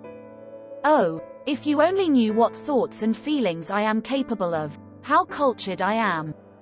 I thought at moments, mentally addressing the sofa on which my enemies were sitting. But my enemies behaved as though I were not in the room. Only once they turned towards me, just when Sverikov was talking about Shakespeare, and I suddenly gave a contemptuous laugh. I laughed in such an affected and disgusting way that they all at once broke off their conversation, and silently and gravely for 2 minutes watched me walking up and down from the table to the stove, taking no notice of them. But nothing came of it. They said nothing, and 2 minutes later they ceased to notice me again. It struck 11. "Friends," cried Sverikov, getting up from the sofa, "let us all be off now, there." Of course, the others assented. I turned sharply to Sverikov. I was so harassed, so exhausted, that I would have cut my throat to put an end to it. I was in a fever. My hair, soaked with perspiration, stuck to my forehead and temples. "Sverikov, I beg your pardon," I said abruptly and resolutely. "Ferfichkin, yours too, and everyone's, I have insulted you all." "Aha, a duel is not in your line, old man," Ferfichkin hissed venomously. It sent a sharp pang to my heart. "No, it's not the duel I am afraid of, Ferfichkin. I am ready to fight you tomorrow, after we are reconciled. I insist upon it, in fact, and you cannot refuse. I want to show you that I am not afraid of a duel. You shall fire first and I shall fire into the air." "He is comforting himself," said Simonov. "He's simply raving," said Trudolyubov. "But let us pass. Why are you barring our way? What do you want?" Sverikov answered disdainfully. They were all flushed. Their eyes were bright. They had been drinking heavily. "I ask for your friendship, Sverikov. I insulted you, but..." "Insulted? You insulted me. Understand, sir, that you never, under any circumstances, could possibly insult me. And that's enough for you. Out of the way," concluded Trudolyubov. "Olympia is mine, friends, that's agreed," cried Sverikov. We won't dispute your right. We won't dispute your right, the others answered, laughing. I stood as though spat upon. The party went noisily out of the room. Trudolyubov struck up some stupid song. Simonov remained behind for a moment to tip the waiters. I suddenly went up to him. Simonov, give me 6 rubles, I said, with desperate resolution. He looked at me in extreme amazement, with vacant eyes. He, too, was drunk. You don't mean you are coming with us? Yes. I've no money, he snapped out, and with a scornful laugh he went out of the room. I clutched at his overcoat. It was a nightmare. Simonov, I saw you had money. Why do you refuse me? Am I a scoundrel? Beware of refusing me. If you knew why I am asking. My whole future, my whole plans depend upon it. Simonov pulled out the money and almost flung it at me. Take it, if you have no sense of shame, he pronounced pitilessly, and ran to overtake them. I was left for a moment alone.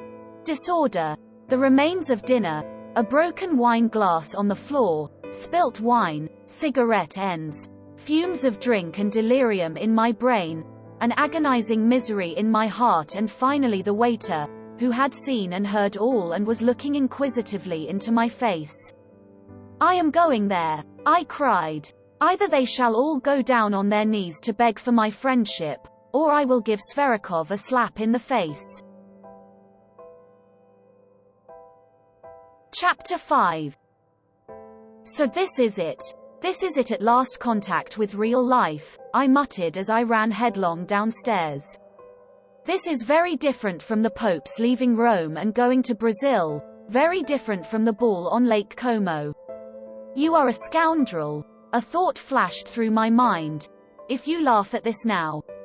No matter, I cried, answering myself.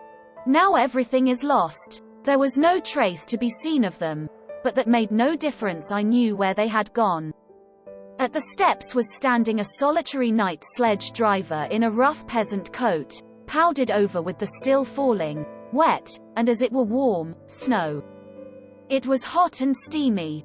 The little shaggy piebald horse was also covered with snow and coughing. I remember that very well. I made a rush for the roughly made sledge, but as soon as I raised my foot to get into it, the recollection of how Simonov had just given me 6 rubles seemed to double me up, and I tumbled into the sledge like a sack. No, I must do a great deal to make up for all that, I cried. But I will make up for it or perish on the spot this very night. Start. We set off. There was a perfect whirl in my head. They won't go down on their knees to beg for my friendship. That is a mirage, cheap mirage, revolting, romantic and fantastical. That's another ball on Lake Como. And so I am bound to slap Sverkov's face. It is my duty to. And so it is settled. I am flying to give him a slap in the face. Hurry up. The driver tugged at the reins. As soon as I go in I'll give it him. Ought I before giving him the slap to say a few words by way of preface? No. I'll simply go in and give it him. They will all be sitting in the drawing room, and he with Olympia on the sofa. That damned Olympia. She laughed at my looks on one occasion and refused me. I'll pull Olympia's hair, pull Sverkov's ears. No, better one ear, and pull him by it round the room. Maybe they will all begin beating me and will kick me out. That's most likely, indeed. No matter. Anyway, I shall first slap him. The initiative will be mine, and by the laws of honor that is everything. He will be branded and cannot wipe off the slap by any blows, by nothing but a duel. He will be forced to fight. And let them beat me now. Let them, the ungrateful wretches. Trudolyubov will beat me hardest, he is so strong. Furfichkin will be sure to catch hold sideways and tug at my hair. But no matter, no matter. That's what I am going for. The blockheads will be forced at last to see the tragedy of it all. When they drag me to the door, I shall call out to them that in reality they are not worth my little finger. Get on, driver, get on. I cried to the driver. He started and flicked his whip. I shouted so savagely. We shall fight at daybreak, that's a settled thing. I've done with the office. Furfitchkin made a joke about it just now. But where can I get pistols? Nonsense. I'll get my salary in advance and buy them. And powder, and bullets. That's the second's business. And how can it all be done by daybreak? And where am I to get a second? I have no friends. Nonsense. I cried, lashing myself up more and more. It's of no consequence. The first person I meet in the street is bound to be my second, just as he would be bound to pull a drowning man out of water. The most eccentric things may happen. Even if I were to ask the director himself to be my second tomorrow, he would be bound to consent, if only from a feeling of chivalry, and to keep the secret.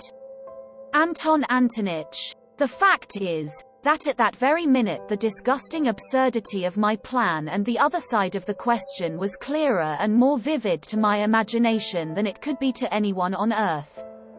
But, get on, driver, get on, you rascal, get on. Ugh, sir, said the son of toil. Cold shivers suddenly ran down me. Wouldn't it be better to go straight home? My God, my God. Why did I invite myself to this dinner yesterday? But no, it's impossible. And my walking up and down for 3 hours from the table to the stove. No, they and no one else must pay for my walking up and down. They must wipe out this dishonor. Drive on. And what if they give me into custody?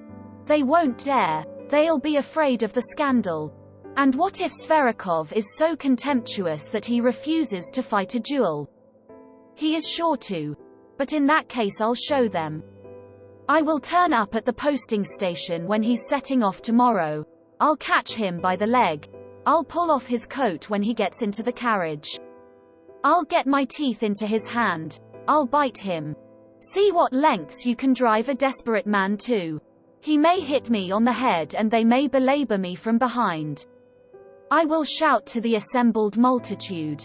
Look at this young puppy who is driving off to captivate the Circassian girls after letting me spit in his face. Of course, after that everything will be over. The office will have vanished off the face of the earth. I shall be arrested. I shall be tried. I shall be dismissed from the service, thrown in prison, sent to Siberia. Never mind. In 15 years when they let me out of prison I will trudge off to him, a beggar, in rags. I shall find him in some provincial town. He will be married and happy. He will have a grown-up daughter. I shall say to him, "Look, monster, at my hollow cheeks and my rags. I've lost everything, my career, my happiness, art, science, the woman I loved, and all through you. Here are pistols. I have come to discharge my pistol and I forgive you." Then I shall fire into the air and he will hear nothing more of me. I was actually on the point of tears, though I knew perfectly well at that moment that all this was out of Pushkin's Silvio and Lermontov's masquerade. And all at once I felt horribly ashamed. So ashamed that I stopped the horse, got out of the sledge, and stood still in the snow in the middle of the street. The driver gazed at me, sighing and astonished. What was I to do? I could not go on there, it was evidently stupid, and I could not leave things as they were, because that would seem as though... Heavens, how could I leave things? And after such insults? No, I cried, throwing myself into the sledge again. It is ordained. It is fate. Drive on, drive on. And in my impatience I punched the sledge driver on the back of the neck. What are you up to? What are you hitting me for? The peasant shouted, but he whipped up his nag so that it began kicking. The wet snow was falling in big flakes. I unbuttoned myself, regardless of it. I forgot everything else, for I had finally decided on the slap, and felt with horror that it was going to happen now, at once, and that no force could stop it. The deserted street lamps gleamed sullenly in the snowy darkness like torches at a funeral. The snow drifted under my greatcoat, under my coat, under my cravat, and melted there. I did not wrap myself up. All was lost, anyway. At last we arrived. I jumped out, almost unconscious, ran up the steps and began knocking and kicking at the door. I felt fearfully weak, particularly in my legs and knees. The door was opened quickly as though they knew I was coming. As a fact, Semenov had warned him that perhaps another gentleman would arrive, and this was a place in which one had to give notice and to observe certain precautions. It was one of those millinery establishments, which were abolished by the police a good time ago. By day it really was a shop, but at night, if one had an introduction, one might visit it for other purposes. I walked rapidly through the dark shop into the familiar drawing room, where there was only one candle burning, and stood still in amazement. There was no one there. "Where are they?" I asked somebody, but by now, of course, they had separated. Before me was standing a person with a stupid smile, the madam herself, who had seen me before. A minute later a door opened and another person came in. Taking no notice of anything, I strode about the room, and, I believe, I talked to myself. I felt as though I had been saved from death and was conscious of this, joyfully, all over. I should have given that slap. I should certainly have given it. But now they were not here and everything had vanished and changed. I looked round. I could not realize my condition yet. I looked mechanically at the girl who had come in, and had a glimpse of a fresh, young, rather pale face, with straight, dark eyebrows, and with grave, as it were wondering, eyes that attracted me at once. I should have hated her if she had been smiling. I began looking at her more intently and, as it were, with effort. I had not fully collected my thoughts. There was something simple and good-natured in her face, but something strangely grave. I am sure that this stood in her way here, and no one of those fools had noticed her.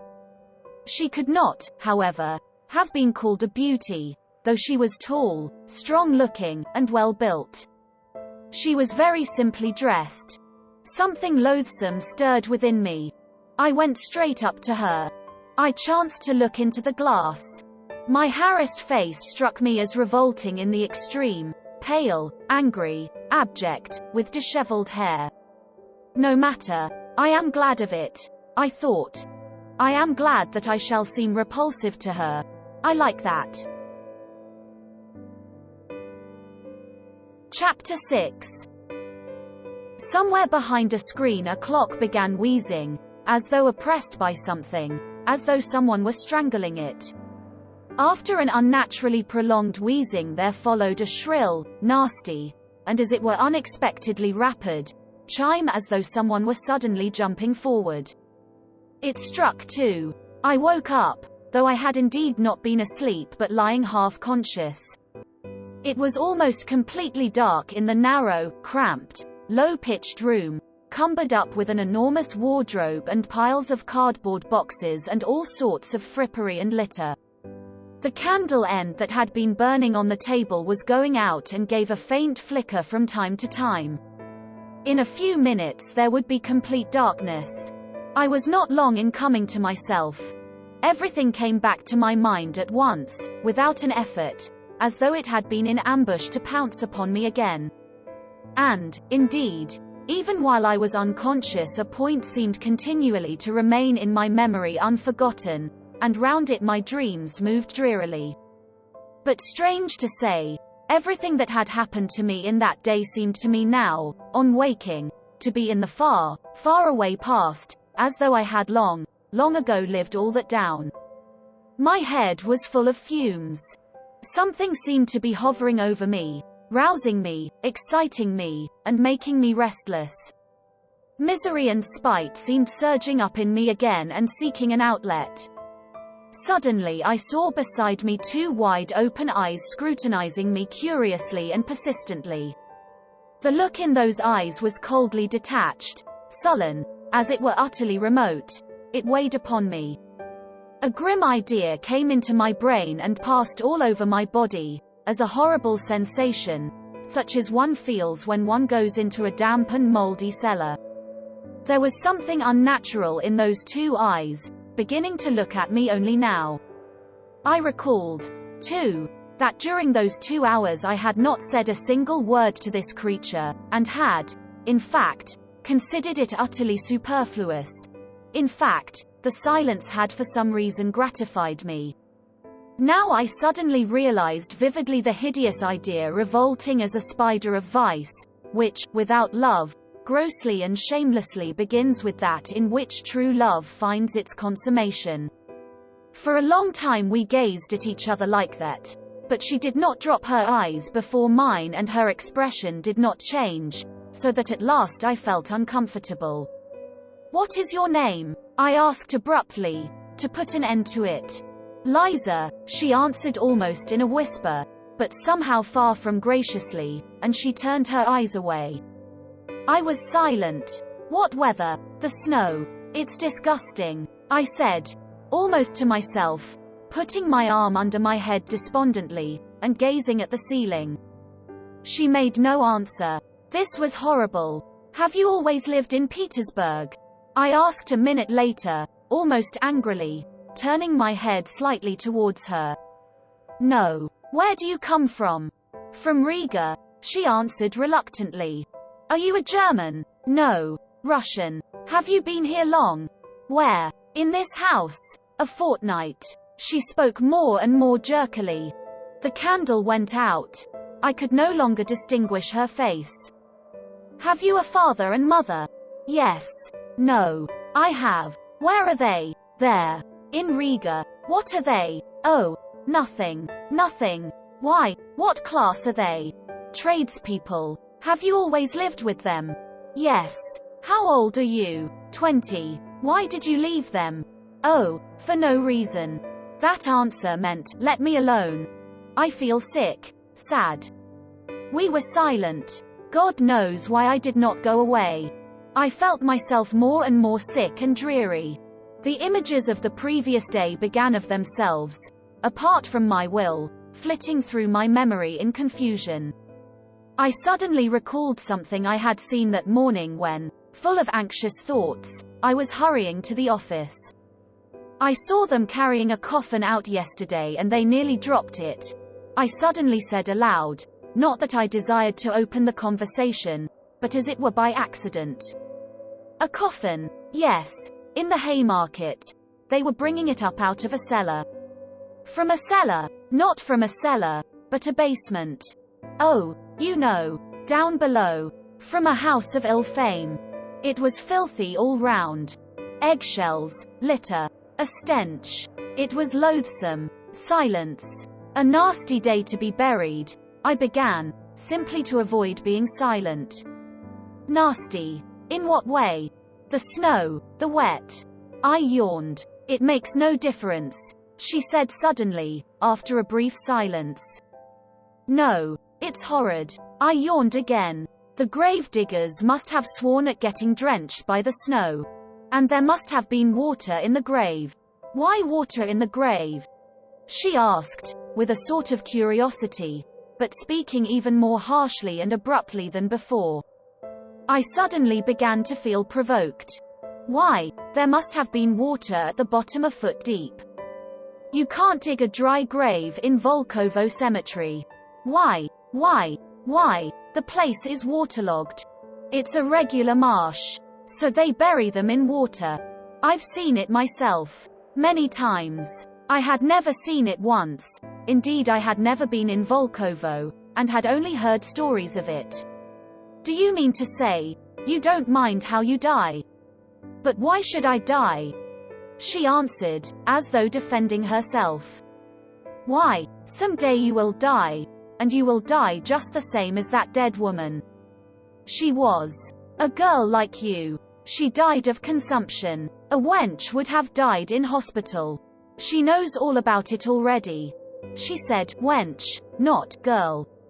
She was in debt to her madam, I retorted, more and more provoked by the discussion, and went on earning money for her up to the end, though she was in consumption. Some sledge drivers standing by were talking about her to some soldiers and telling them so. No doubt they knew her. They were laughing. They were going to meet in a pot house to drink to her memory. A great deal of this was my invention. Silence followed. Profound silence. She did not stir. And is it better to die in a hospital? Isn't it just the same? Besides, why should I die? She added irritably. If not now, a little later. Why a little later? Why, indeed? Now you are young, pretty, fresh, you fetch a high price. But after another year of this life you will be very different, you will go off. In a year, anyway, in a year you will be worth less, I continued malignantly. You will go from here to something lower, another house. A year later to a third, lower and lower, and in 7 years you will come to a basement in the Haymarket. That will be if you were lucky. But it would be much worse if you got some disease, consumption, say, and caught a chill, or something or other. It's not easy to get over an illness in your way of life. If you catch anything you may not get rid of it. And so you would die.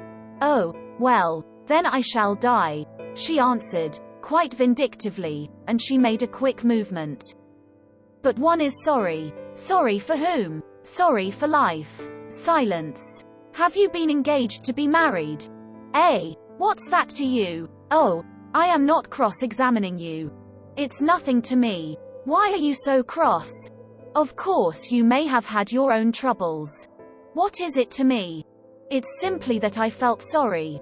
Sorry for whom? Sorry for you. No need, she whispered hardly audibly, and again made a faint movement. That incensed me at once. What? I was so gentle with her, and she. Why, do you think that you are on the right path? I don't think anything. That's what's wrong, that you don't think. Realize it while there is still time. There still is time. You are still young, good looking. You might love, be married, be happy. Not all married women are happy, she snapped out in the rude abrupt tone she had used at first. Not all, of course, but anyway it is much better than the life here. Infinitely better. Besides, with love one can live even without happiness. Even in sorrow life is sweet. Life is sweet, however one lives. But here what is there but foulness? Phew. I turned away with disgust. I was no longer reasoning coldly. I began to feel myself what I was saying and warmed to the subject. I was already longing to expound the cherished ideas I had brooded over in my corner. Something suddenly flared up in me. An object had appeared before me. Never mind my being here. I am not an example for you. I am, perhaps, worse than you are. I was drunk when I came here, though, I hastened, however, to say in self-defense. Besides, a man is no example for a woman. It's a different thing. I may degrade and defile myself, but I am not anyone's slave. I come and go, and that's an end of it. I shake it off, and I am a different man. But you are a slave from the start.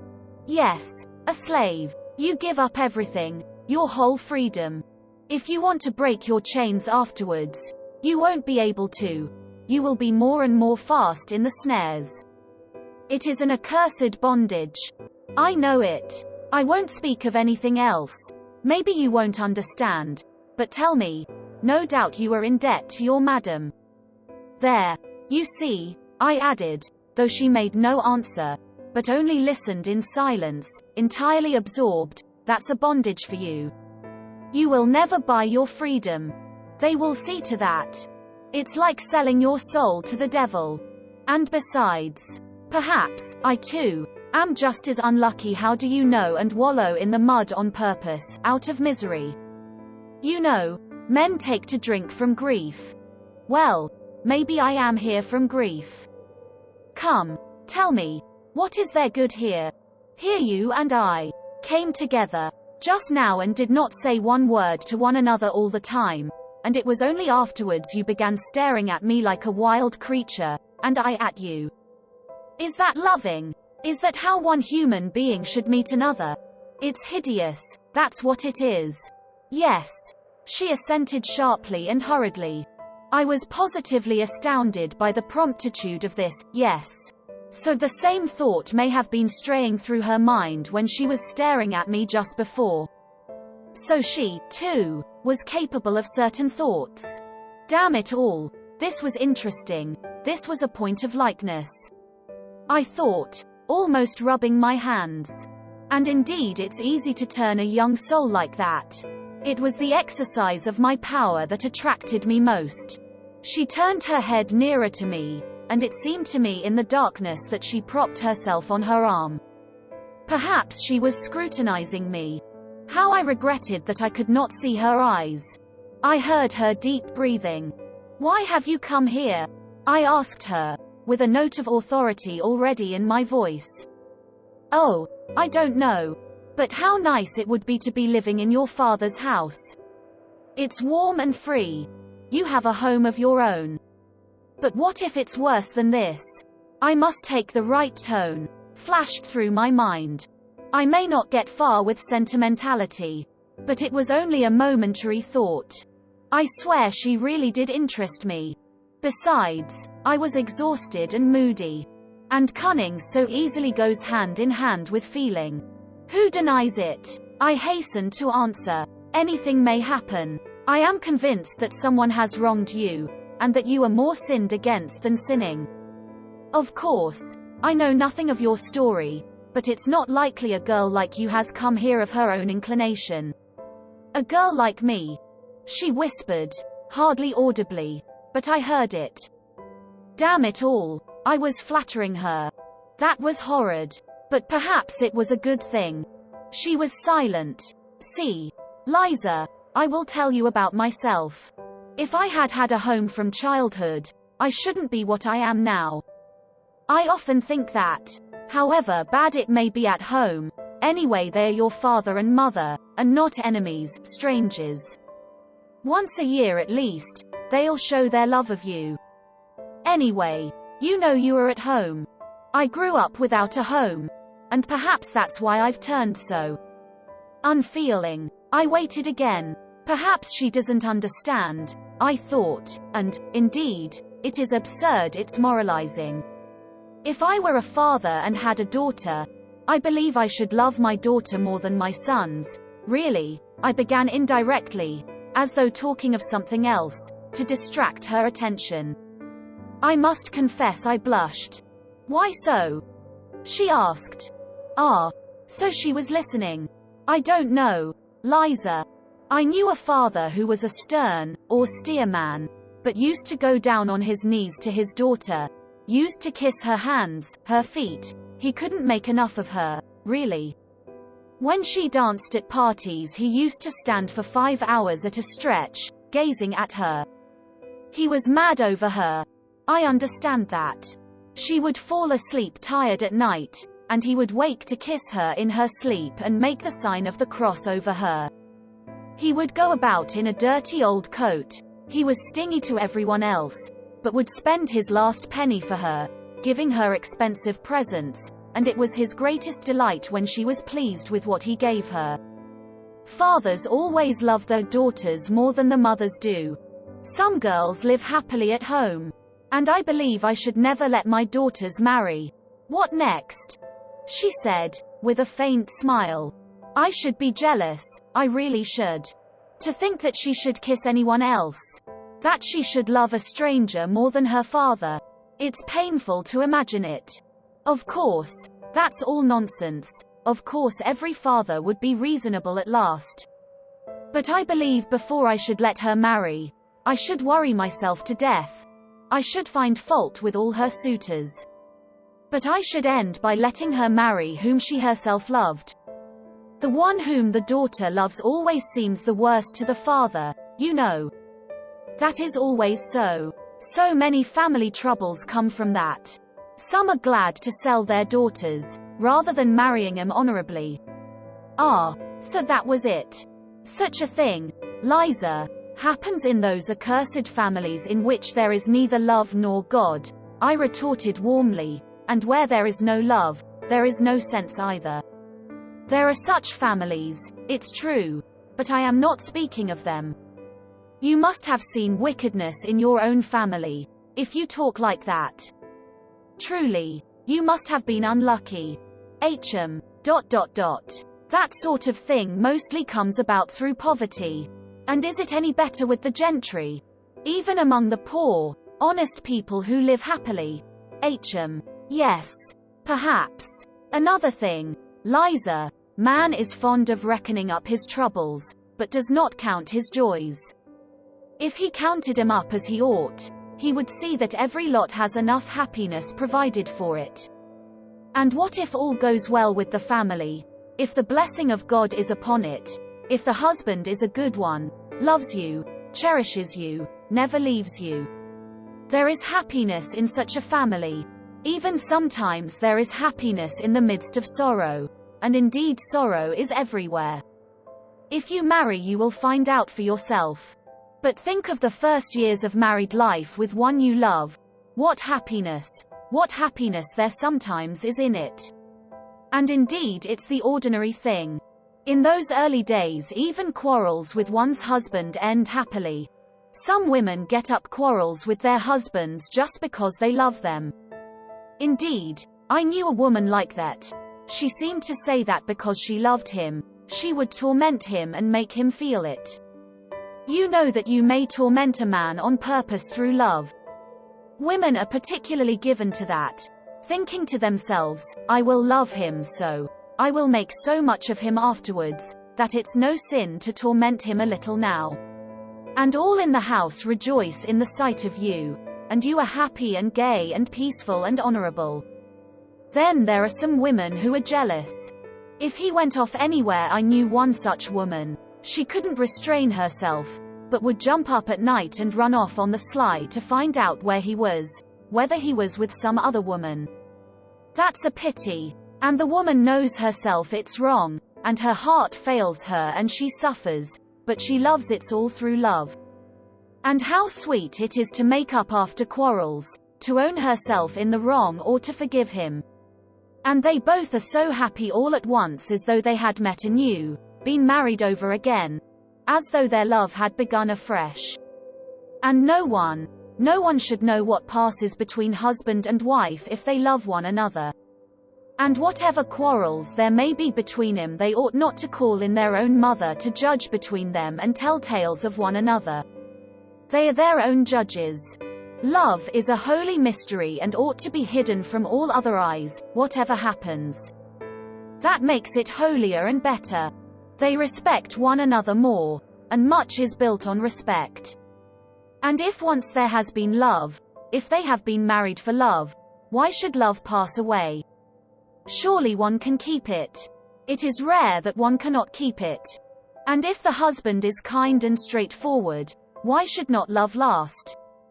The first phase of married love will pass, it is true, but then there will come a love that is better still. Then there will be the union of souls, they will have everything in common, there will be no secrets between them. And once they have children, the most difficult times will seem to them happy, so long as there is love and courage. Even toil will be a joy. You may deny yourself bread for your children and even that will be a joy. They will love you for it afterwards. So you are laying by for your future. As the children grow up you feel that you are an example, a support for them. That even after you die your children will always keep your thoughts and feelings, because they have received them from you, they will take on your semblance and likeness. So you see this is a great duty. How can it fail to draw the father and mother nearer? People say it's a trial to have children. Who says that? It is heavenly happiness. Are you fond of little children, Liza? I am awfully fond of them. You know a little rosy baby boy at your bosom, and what husband's heart is not touched, seeing his wife nursing his child? A plump little rosy baby, sprawling and snuggling, chubby little hands and feet, clean tiny little nails, so tiny that it makes one laugh to look at them, eyes that look as if they understand everything. And while it sucks, it clutches at your bosom with its little hand, plays. When its father comes up, the child tears itself away from the bosom, flings itself back, looks at its father, laughs, as though it were fearfully funny, and falls to sucking again. Or it will bite its mother's breast when its little teeth are coming, while it looks sideways at her with its little eyes as though to say, "Look, I am biting." Is not all that happiness when they are the three together, husband, wife and child? One can forgive a great deal for the sake of such moments. Yes, Liza, one must first learn to live oneself before one blames others. It's by pictures like that one must get at you. I thought to myself, though I did speak with real feeling, and all at once I flushed crimson. What if she were suddenly to burst out laughing? What should I do then? That idea drove me to fury. Towards the end of my speech I really was excited, and now my vanity was somehow wounded.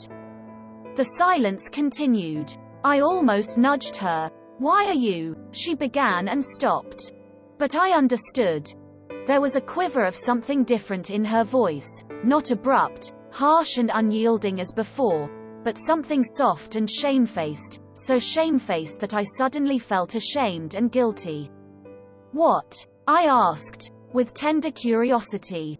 "Why, you. What? Why, you. Speak somehow like a book," she said, and again there was a note of irony in her voice. That remark sent a pang to my heart. It was not what I was expecting. I did not understand that she was hiding her feelings under irony, that this is usually the last refuge of modest and chaste-souled people when the privacy of their soul is coarsely and intrusively invaded, and that their pride makes them refuse to surrender till the last moment and shrink from giving expression to their feelings before you. I ought to have guessed the truth from the timidity with which she had repeatedly approached her sarcasm, only bringing herself to utter it at last with an effort. But I did not guess, and an evil feeling took possession of me. Wait a bit, I thought. Chapter 7. Oh, hush, Liza. How can you talk about being like a book, when it makes even me, an outsider, feel sick? Though I don't look at it as an outsider, for, indeed, it touches me to the heart. Is it possible that you do not feel sick at being here yourself? Evidently habit does wonders. God knows what habit can do with anyone. Can you seriously think that you will never grow old, that you will always be good looking, and that they will keep you here forever and ever? I say nothing of the loathsomeness of the life here. Though let me tell you this about your present life, I mean. Here though you are young now, attractive, nice, with soul and feeling, yet you know as soon as I came to myself just now I felt at once sick at being here with you. One can only come here when one is drunk. But if you were anywhere else, living as good people live, I should perhaps be more than attracted by you, should fall in love with you, should be glad of a look from you, let alone a word. I should hang about your door, should go down on my knees to you, should look upon you as my betrothed and think it an honor to be allowed to. I should not dare to have an impure thought about you. But here, you see, I know that I have only to whistle and you have to come with me whether you like it or not. I don't consult your wishes, but you mine. The lowest laborer hires himself as a workman, but he doesn't make a slave of himself altogether. Besides, he knows that he will be free again presently. But when are you free? Only think what you are giving up here. What is it you are making a slave of? It is your soul, together with your body. You are selling your soul which you have no right to dispose of. You give your love to be outraged by every drunkard. Love, but that's everything. You know, it's a priceless diamond. It's a maiden's treasure. Love, why? A man would be ready to give his soul, to face death to gain that love. But how much is your love worth now? You are sold. All of you. Body and soul. And there is no need to strive for love when you can have everything without love. And you know there is no greater insult to a girl than that. Do you understand? To be sure, I have heard that they comfort you. Poor fools. They let you have lovers of your own here. But you know that's simply a farce. That's simply a sham.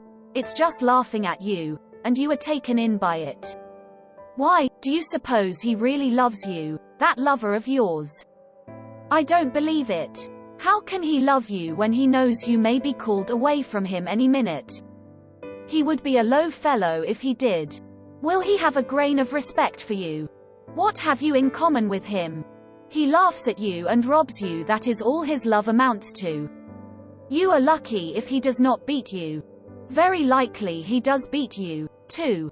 Ask him, if you have got one, whether he will marry you. He will laugh in your face, if he doesn't spit in it or give you a blow, though maybe he is not worth a bad halfpenny himself. And for what have you ruined your life, if you come to think of it? For the coffee they give you to drink and the plentiful meals. But with what object are they feeding you up? An honest girl couldn't swallow the food, for she would know what she was being fed for. You are in debt here, and, of course, you will always be in debt, and you will go on in debt to the end, till the visitors here begin to scorn you. And that will soon happen. Don't rely upon your youth, all that flies by express train here, you know. You will be kicked out. And not simply kicked out. Long before that she'll begin nagging at you, scolding you, abusing you, as though you had not sacrificed your health for her, had not thrown away your youth and your soul for her benefit, but as though you had ruined her, beggared her, robbed her. And don't expect anyone to take your part. The others, your companions, will attack you, too. Win her favor, for all are in slavery here, and have lost all conscience and pity here long ago. They have become utterly vile, and nothing on earth is viler, more loathsome, and more insulting than their abuse.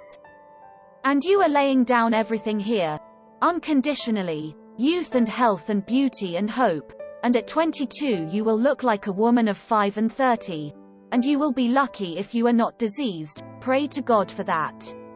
No doubt you are thinking now that you have a gay time and no work to do. Yet there is no work harder or more dreadful in the world or ever has been. One would think that the heart alone would be worn out with tears. And you won't dare to say a word, not half a word, when they drive you away from here. You will go away as though you were to blame. You will change to another house, then to a third, then somewhere else, till you come down at last to the Haymarket. There you will be beaten at every turn. That is good manners there. The visitors don't know how to be friendly without beating you. You don't believe that it is so hateful there. Go and look for yourself some time. You can see with your own eyes. Once, one New Year's Day, I saw a woman at a door. They had turned her out as a joke, to give her a taste of the frost because she had been crying so much, and they shut the door behind her. At 9 o'clock in the morning she was already quite drunk, disheveled, half naked, covered with bruises. Her face was powdered, but she had a black eye. Blood was trickling from her nose and her teeth. Some cabman had just given her a drubbing. She was sitting on the stone steps. A salt fish of some sort was in her hand. She was crying, wailing something about her luck and beating with the fish on the steps, and cabmen and drunken soldiers were crowding in the doorway taunting her. You don't believe that you will ever be like that. I should be sorry to believe it, too. But how do you know? Maybe 10 years, 8 years ago that very woman with the saltfish came here fresh as a cherub, innocent, pure, knowing no evil, blushing at every word. Perhaps she was like you, proud, ready to take offense, not like the others. Perhaps she looked like a queen, and knew what happiness was in store for the man who should love her and whom she should love. Do you see how it ended? And what if at that very minute when she was beating on the filthy steps with that fish, drunken and disheveled, what if at that very minute she recalled the pure early days in her father's house, when she used to go to school and the neighbor's son watched for her on the way, declaring that he would love her as long as he lived, that he would devote his life to her, and when they vowed to love one another forever and be married as soon as they were grown up. No, Liza, it would be happy for you if you were to die soon of consumption in some corner, in some cellar like that woman just now. In the hospital, do you say? You will be lucky if they take you. But what if you are still of use to the madam here? Consumption is a queer disease. It is not like fever. The patient goes on hoping till the last minute and says he is all right. He deludes himself and that just suits your madam. Don't doubt it. That's how it is. You have sold your soul, and what is more you owe money, so you daren't say a word. But when you are dying, all will abandon you, all will turn away from you, for then there will be nothing to get from you. What's more, they will reproach you for cumbering the place, for being so long over dying. However, you beg you won't get a drink of water without abuse. Whenever are you going off? You nasty hussy. You won't let us sleep with your moaning. You make the gentleman sick. That's true. I have heard such things said myself. They will thrust you dying into the filthiest corner in the cellar in the damp and darkness. What will your thoughts be, lying there alone? When you die, strange hands will lay you out, with grumbling and impatience. No one will bless you. No one will sigh for you. They only want to get rid of you as soon as may be.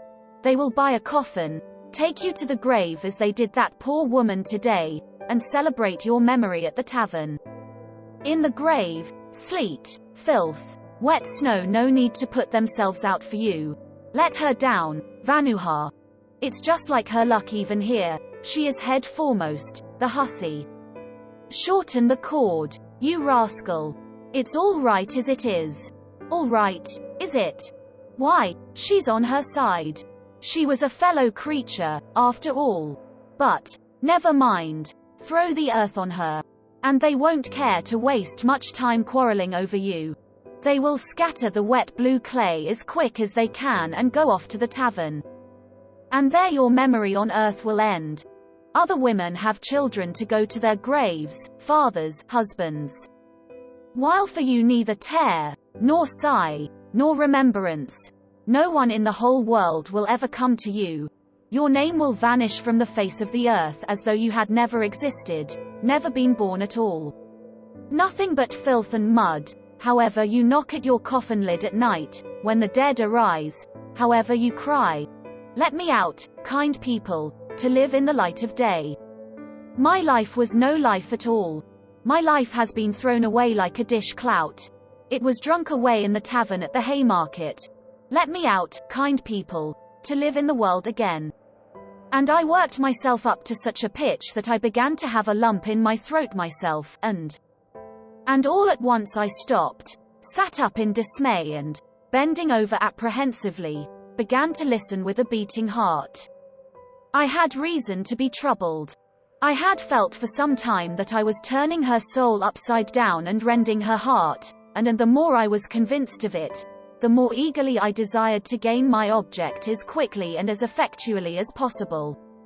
It was the exercise of my skill that carried me away, yet it was not merely sport. I knew I was speaking stiffly, artificially, even bookishly. In fact, I could not speak except like a book. But that did not trouble me. I felt that I should be understood and that this very bookishness might be an assistance. But now, having attained my effect, I was suddenly panic-stricken. Never before had I witnessed such despair. She was lying on her face, thrusting her face into the pillow and clutching it in both hands. Her heart was being torn. Her youthful body was shuddering all over as though in convulsions.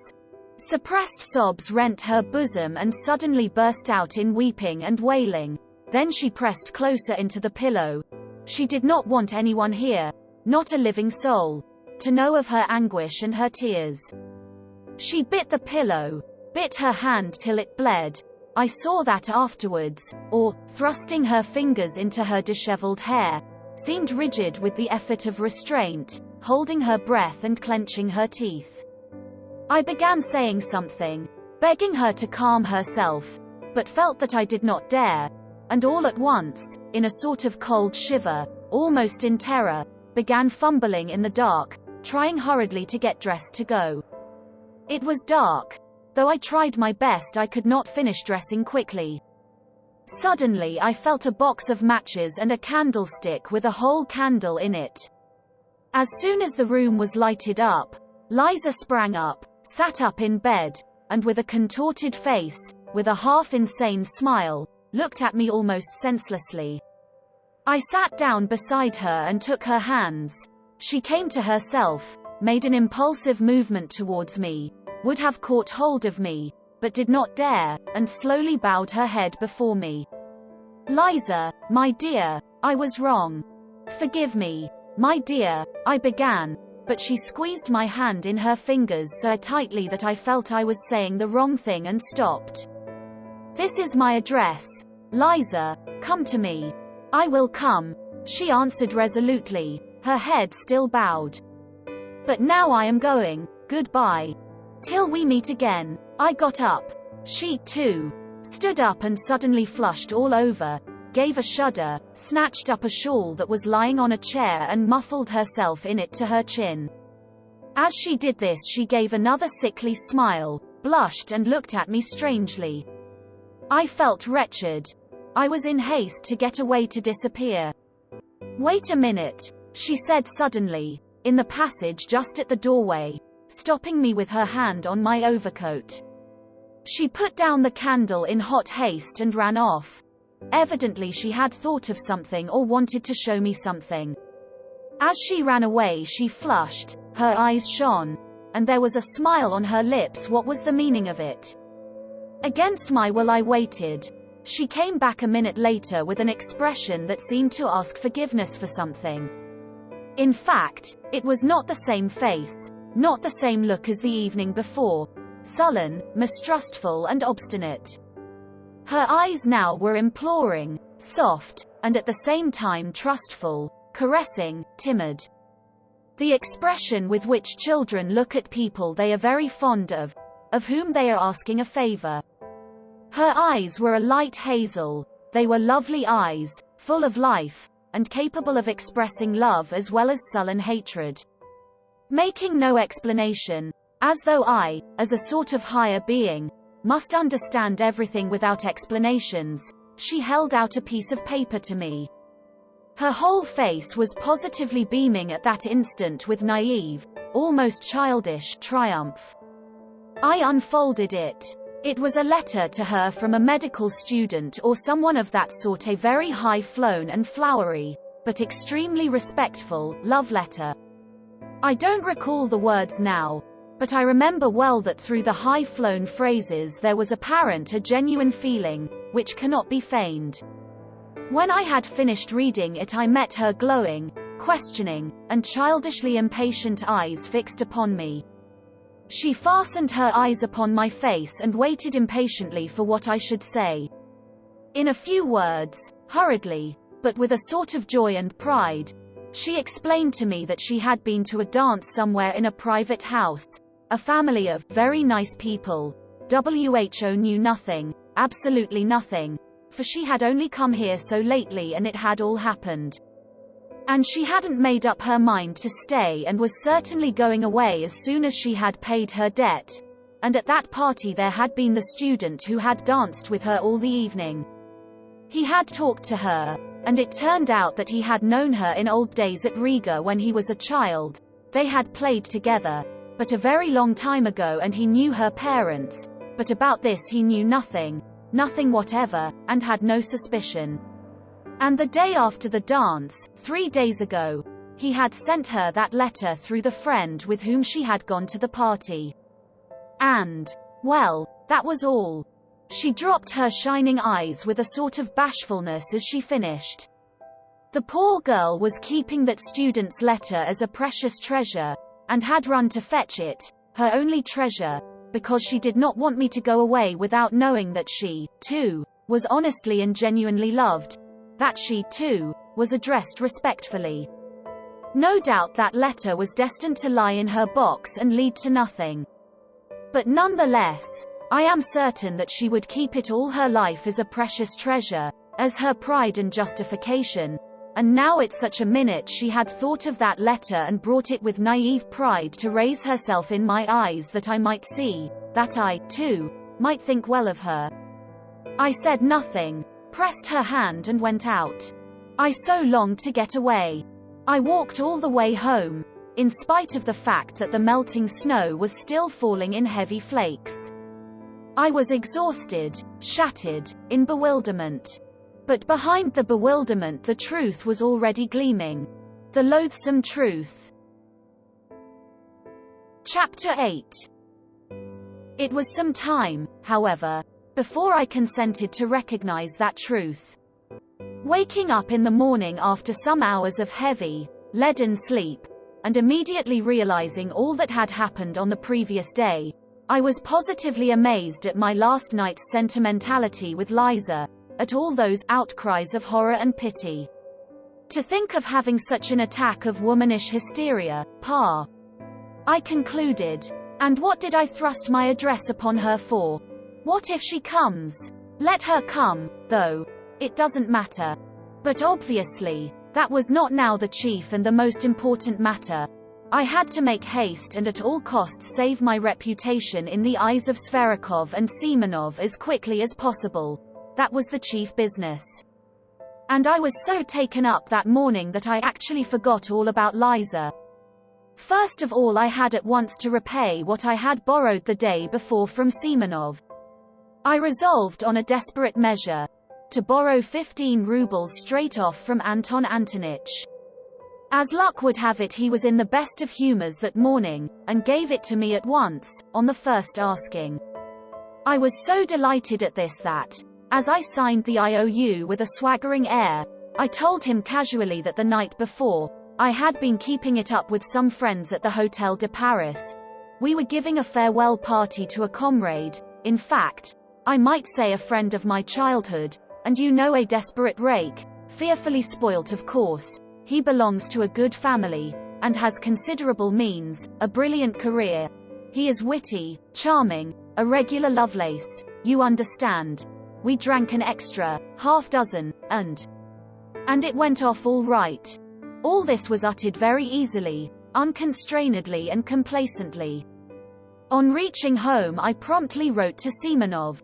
To this hour I am lost in admiration when I recall the truly gentlemanly, good-humored, candid tone of my letter. With tact and good breeding, and, above all, entirely without superfluous words, I blamed myself for all that had happened.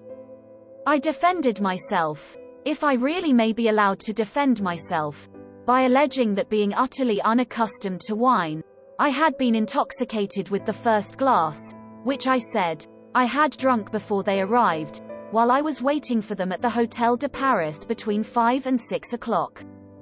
I begged Semenov's pardon especially.